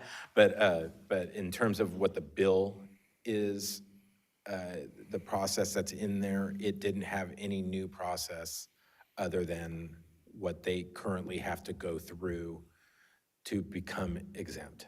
So it just gives those Native American entities the ability to be tax exempt the way they currently are by reacquiring that land. So I don't believe there is a special process in the bill to have to file that way, but I'll double check on it and get back to you. I appreciate that. I also got to see members of the legislature. They're working into the weekend, 3, 4 in the morning. So kudos to them. And I'm here just to dissect the bills. Thank you. All right, and Member Schaefer. Thank you, Chair. Senator Blakespears from my district has SB 16. The bill is Ending Street Homelessness Act. We only concern ourselves with pending legislation that affects the Board of Equalization. I know the homeless have very little, if any, business with the assessor's offices. I guess this bill is saying that the homeless are a toxic situation and the presence or absence of the homeless in any given neighborhood would give rise to revaluation of assessment day. Is that how it comes under something that might affect the State Board of Equalization? I was just trying to relate how that bill got on this list. It's on this list, Mr. Schaefer, thank you for the question. It's on this list because it would impact us, and it had a provision in it that would extend something that we oversee in existing law that has to be renewed, and it became a 2-year bill, so the bill's not moving. It's, I don't have the committee where it is right now, but it was held in committee as a 2-year bill, and I'm not sure if they're going to be pursuing it next year, but it definitely was something that came about and would impact BOE oversight through an existing provision and existing law for homeless encampments and how they are either taxed or, do you remember, Mr. Young? Okay, so we don't have the answer for you today, but it would impact BOE, but it's a 2-year bill and not moving this year, and we'll look into it. Well, thank you. But that's why it's on the list. Wonderful. I think that's it. Yeah, thank you very much, Mr. Angelo. Until next session. All right. Thank you. Okay, public comment for executive director's reports. Don't have any written comments, and no one in the public here. Therefore, let's go to the AT&T moderator. Please let us know if anyone is on the telephone that would like to make a public comment with regards to this item on the agenda. Please press 1 and then 0 for comments. 1 and then 0 for comments.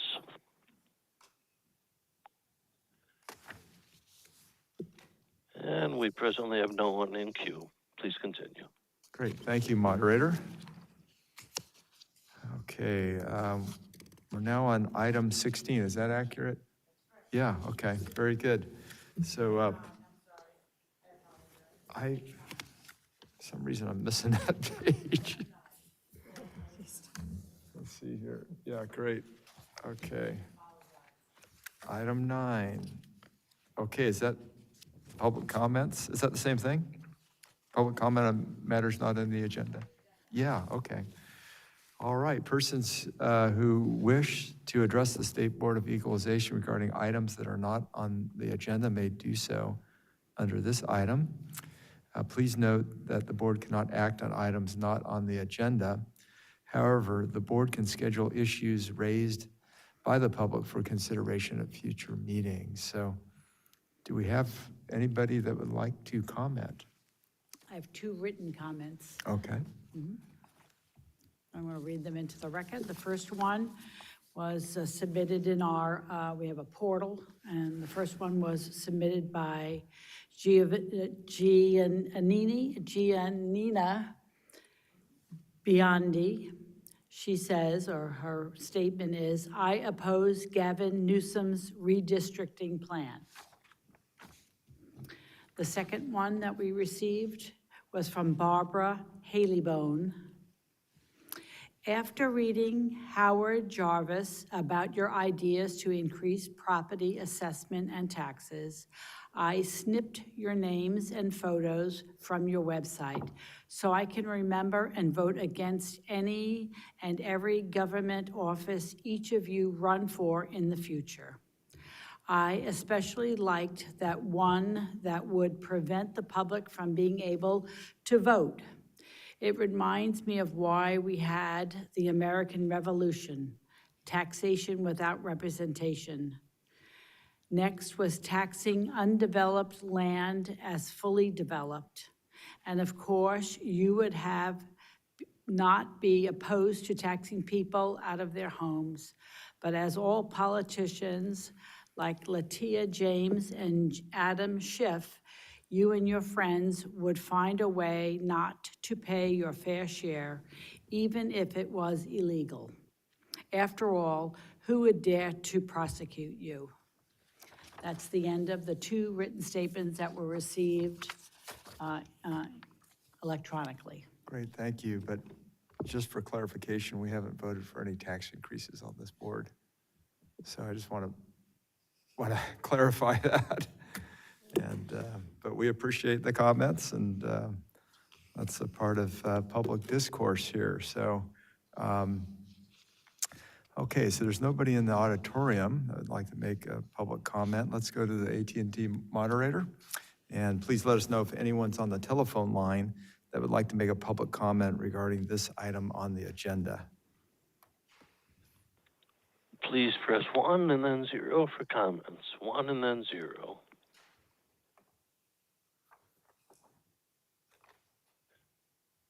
We have no one in queue. Great, thank you, moderator. And thank you, Ms. Cicchetti. And we'll now move to the last item of the day. And Chair, yes. I have comments on this. Oh, please, yeah. Yes. I would like to have some screening process, like require that public comments have some relationship to the jurisdiction of the board. I find Ms. Biondi's comment about opposing Gavin Newsom's redistricting plan to be totally outside the board. There are a lot of people in San Diego unhappy that they're starting to provide parking charges at the San Diego Zoo and at the beaches. If they would start protesting that before our board, there ought to be some screening process where it's going to be required that the comment have some relationship to the Board of Equalization. So I would suggest that we consider giving our executive director, along with the consent of the counsel of our good attorney, the jurisdiction to reject something that's totally irrelevant to our board. If we don't protect ourselves on that, we could have 10 of these questions instead of 1. And as to the second one, Ms. Hallibone, I appreciate that she's cut my picture off of the website and wants to vote against me. I'll be running for lieutenant governor next year, so she will have that opportunity. But again, I'd like to see some screening process Mr. to Chairman, require that there be some relationship to our jurisdiction. Thank you. If I may, Richard Moon, Chief Counsel. Attorney Richard. Yeah, Richard Moon. Yeah. Since this matter is not on the agenda, it's not the right place to comment specifically on the comments that came in. We have in terms of the comments that we read, we have had the sort of tradition of reading anything that came in on matters not on the agenda, partially, I believe, because that's why the the matter is there, to sort of give a broad sort of time when the public can comment. We can, however, take a look as to sort of what the limitations on that would be, and we would be happy to do that. Thank you. That's a very good answer. Okay, so is that something that the board is in favor of taking a look at, or not? Yes, Vice Chair Lieber. A question for staff. So within the comments that are not on the agenda, we can actually take a sort of a straw poll vote if we want to pursue that. If one member would want to pursue an analysis of which matters are germane and what does the Bagley-Keene or Brown Act or whatever is most relevant to the comments coming forward from the public, then they could do that, but we can't, as a body, take a group decision. Am I correct in that? Yeah, that's correct. So you wouldn't be able to comment, make a decision, or talk about any specific comment that came in on this part of the agenda. But if one member feels strongly, they could request that that be agendized. Correct. And then we could future examine it. meeting, yes. Okay, so why don't we go ahead and proceed? You can proceed with your request individually, and it can come back to the board. Is that right? Yvette Stowers, Executive Director. Member Schaefer, I would recommend that you make this as a board member matter. Prepare a memo outlining your concerns about public comments that are not on an agenda, and submit it to myself and Kathy Taylor, and I will send you the timeline for the next public meeting so that we can agendize it.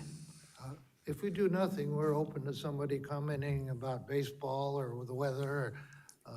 I think there has to be some screening process, and if that's ever been in the past, or if it's legal or not legal, we could get a brief one-page letter on that, and That's what I'm asking for. So if you just give me a quick little memo of what you're looking for, and then we can put it on the agenda and we can have a public conversation about I'm it. looking to give you, the executive director, the authority to determine that a public inquiry is outside the jurisdiction, does not deal with anything within our jurisdiction. Okay, I will place this on the agenda as a board member matter under Member Schaefer having a discussion of what is and what is not appropriate for public comment.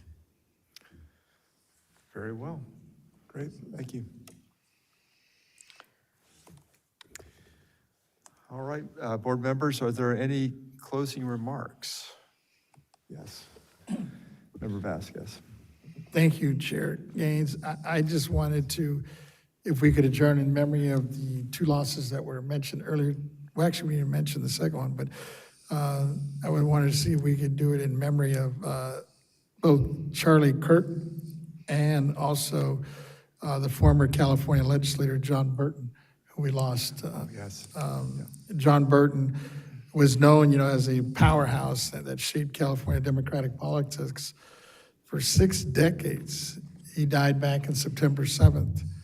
At the age of 92, he influenced California politics and policy on many issues, such as welfare, foster care, auto emissions, and guns. With his brother, Representative Philip Burton, and his colleague, buddy from San Francisco, Mayor Willie Brown, Burton was integral to the Democratic politics in San Francisco and the state starting in the 1960s. Shortly after earning a Juris Doctorate from the University of San Francisco School of Law, he was elected to the Assembly in 1964, and in Congress a decade later. He then left politics in '82 to recover from cocaine addictions, but returned to serve again in the Assembly from 1988 to 1996. Then as a state senator from 1996 to 2004, he served as a Senate pro temp in 1998 to 2004. John Burton is survived by his daughter, attorney Kimiko Burton, and 2 grandchildren. Very good, thank you. Are there other comments? Shirley Burr. Yes, thank you so much. John Burton was a mentor to me. He was someone who's very important in my life, and someone that I worked with very, very closely from my very first weeks in the assembly, and I continued to have a close relationship with until the recent days.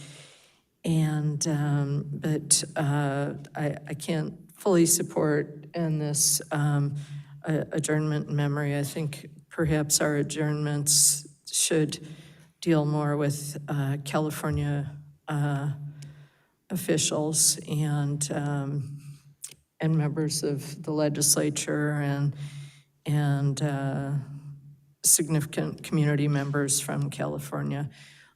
So I'll maybe not be included in the number going forward with this, but I do appreciate you raising the name of Senator John Burton. And I'm just so thankful to have had the time together with him and to have had his protection and his mentorship. Thank you. Okay, and now let us move with Member Schaefer. Thank you, Chair. When I was new to the board, attending the swearing-in of Governor Newsom, I met John Burton. He introduced himself to me, and I, of course, knew him. I'm far away in San Diego, 500 miles, but I knew who John Burton was, and I endorse your sentiments there. Being sort of the entertainment member of our board here, I do want to also convene in memory of Robert Redford, the great actor who passed away this morning. Known for Sting, the Sundance Kids, had a wonderful career in film and entertained everybody in our jurisdiction. And I would offer his name to our commemoration. Thank you. Wonderful, thank you. And Deputy Controller Imran? Thank you, Mr. Chairman. Great first day.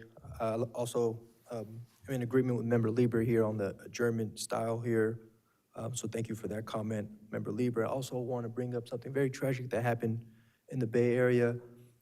A 16-year-old was spectating a sideshow. These unlawful, unpermitted sideshows, climbed a concrete barrier to get a better view and ended up falling 75 feet to his death. These are very, very dangerous stunts that have no place in our society, that cause a lot of damage, and now it's becoming deadly. And I think as a state of California, we have to kind of put our foot down to put an end to these unlawful sideshows. It's really hurting communities in many, many ways. And I think it's just a very sad day to see a young person lose their life. And for the record, I wanted to read his name, Jose Cuevas. He was from Southern California up here, viewing some sideshow at 3 in the morning on a Saturday. So my thoughts and prayers to his family, gone very soon. And I hope that as a state, we take more action against these unlawful sideshows. Thank you. Okay, members, we'll go ahead and adjourn. In memory of Charlie Kirk, John Burton, Rico Aller, Robert Redford, with exceptions as mentioned earlier. And we will now adjourn, and it's 2:38. And tomorrow, Wednesday, September 17th, is our board workshop meeting. Thank you.